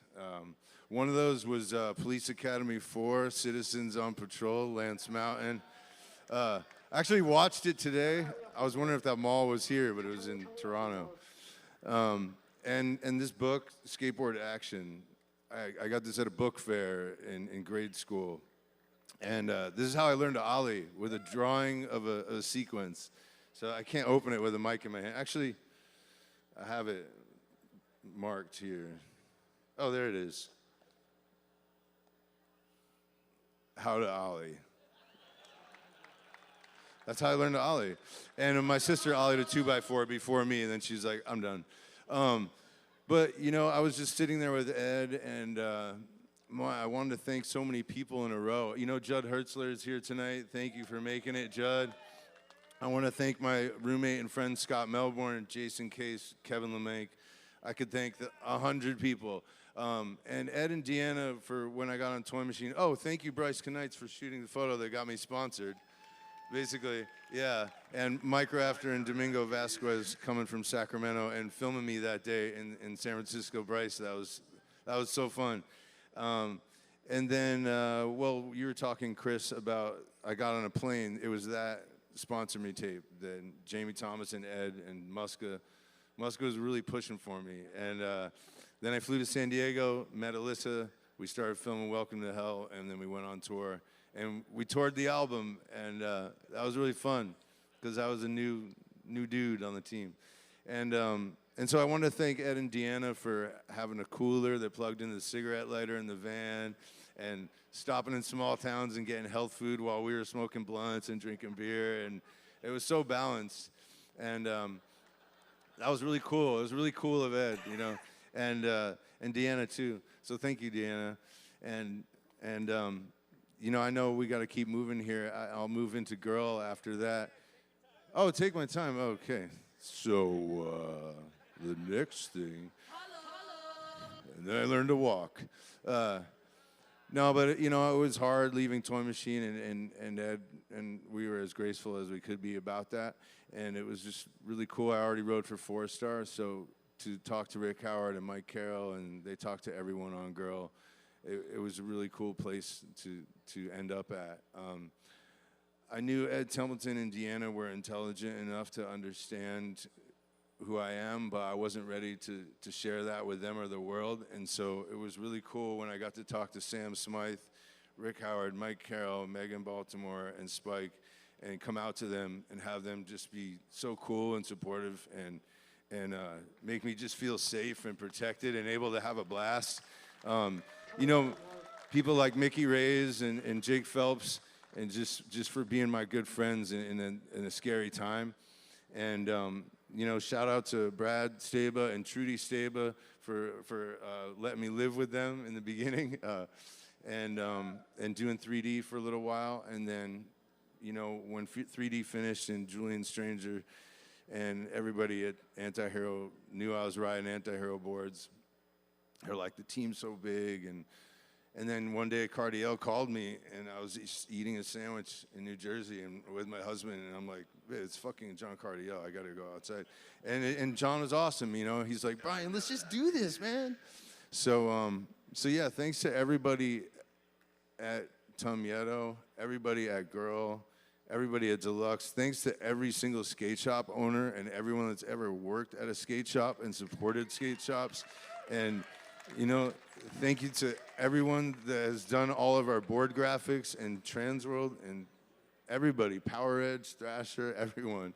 I don't know. I could keep going, so thank you.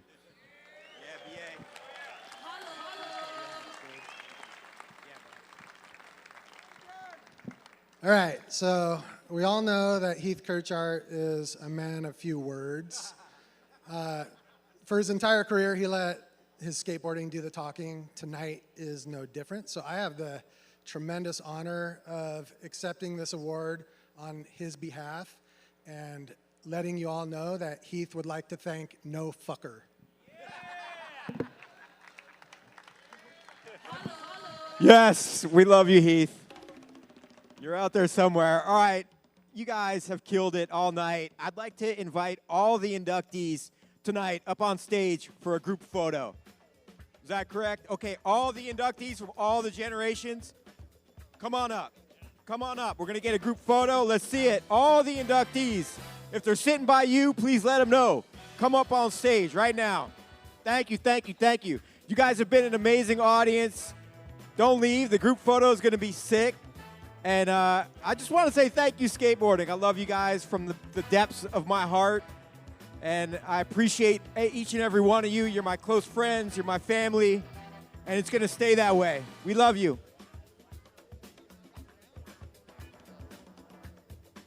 Rocco!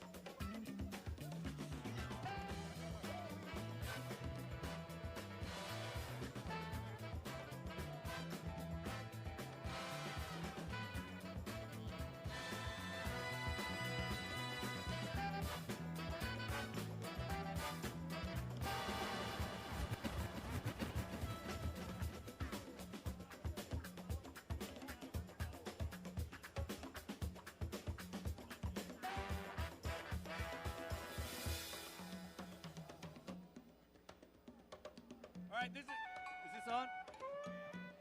This is the chance for everybody that wants to take a photo of all the inductees.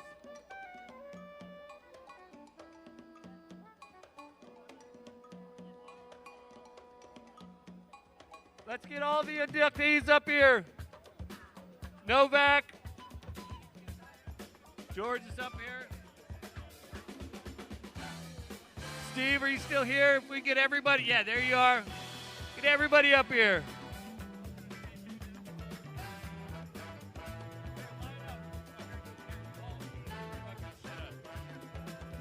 Everybody get it? Squeeze in. Justin, squeeze in a little. Come on up, tighten up, everybody.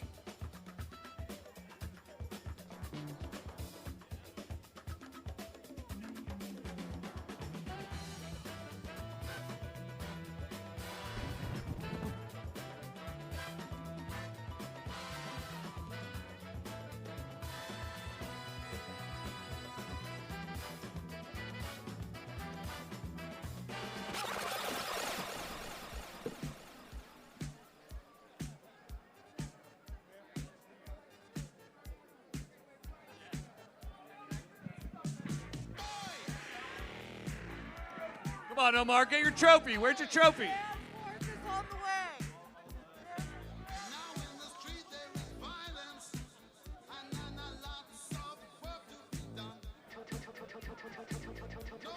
Thank you, Todd Huber, for putting this all together. Thanks, Todd.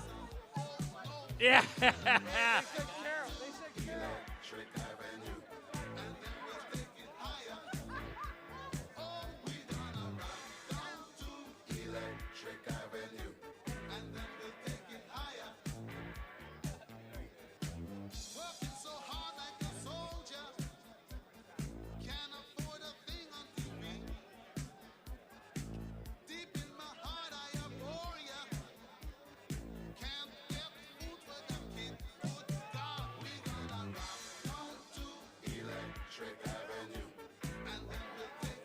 Where's Laura Thornhill? I want to get Laura Thornhill up here.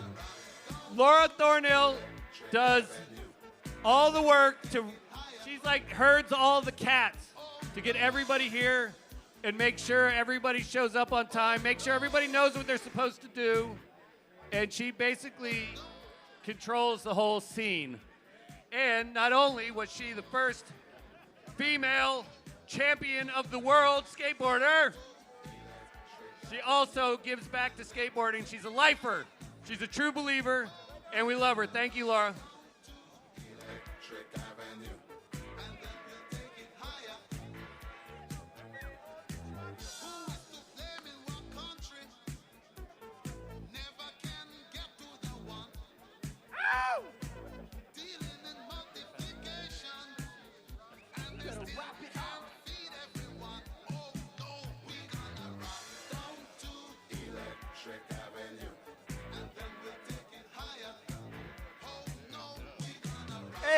Hey, let's get a round of applause for all these amazing motherfucking skateboarders and human beings. We need Craig Johnson up here. Craig Johnson, come on up on stage. And geez Louise, man, if you look at all the talent and the amazing creativity up here, it's unbelievable.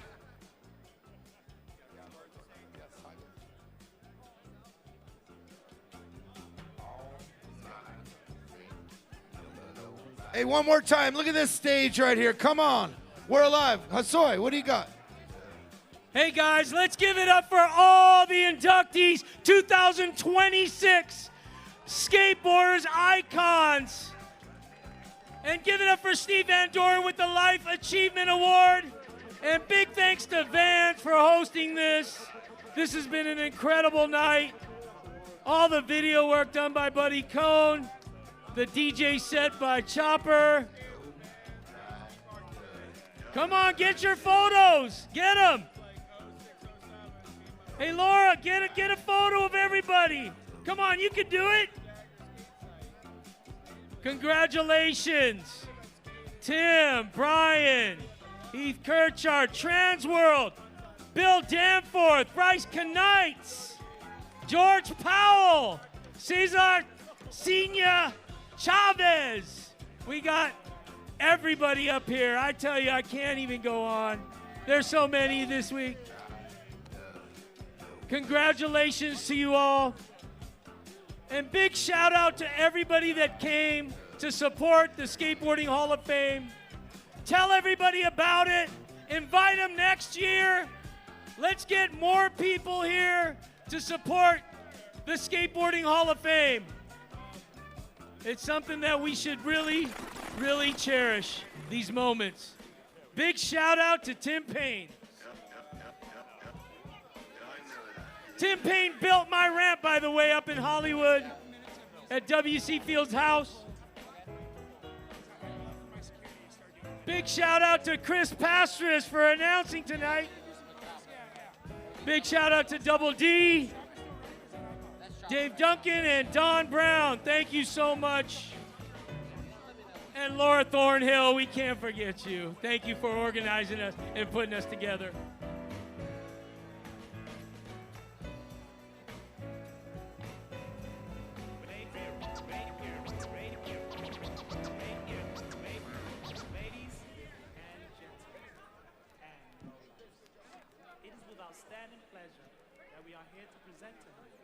Slick Rick the Ruler and MC Ricky D doing their smash hit Mona Lisa.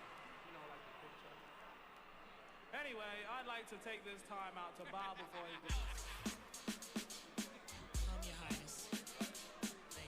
Thank you, Grant Britton. Thank you.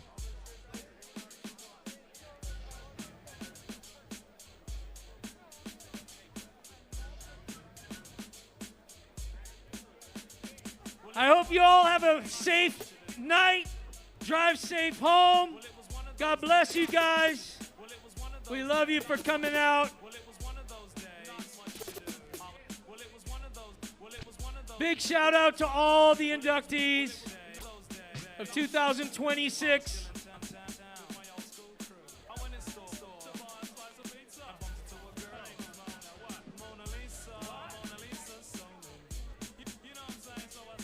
I'm gonna give another thank you to you guys. On top of Hassoy's, thank you. I appreciate you. You guys are the best. Skateboarding is the best family we will ever have. So cherish it. And big shout out to all the Hall of Famers that came out. I saw a bunch of you guys here tonight. It's always good to see you guys out supporting those that are getting inducted. I pray that more Hall of Famers will come out and celebrate all those that are going to be inducted in 2027. Let's make it special. I love you guys. God bless you. Big shout out to Thrasher. Came out, covers it. Michael Burnett, Tony Vitella, and the whole Thrasher family. Omar Hassan going for his balance act. Oh yeah, the good catch.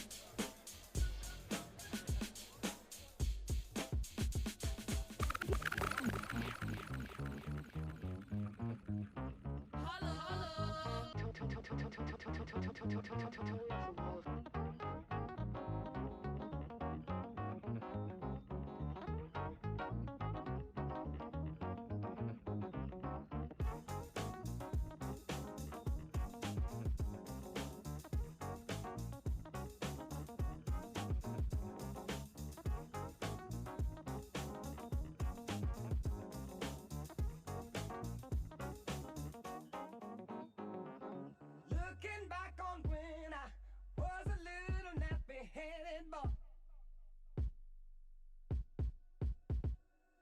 then my only worry was for Christmas what would be my toy.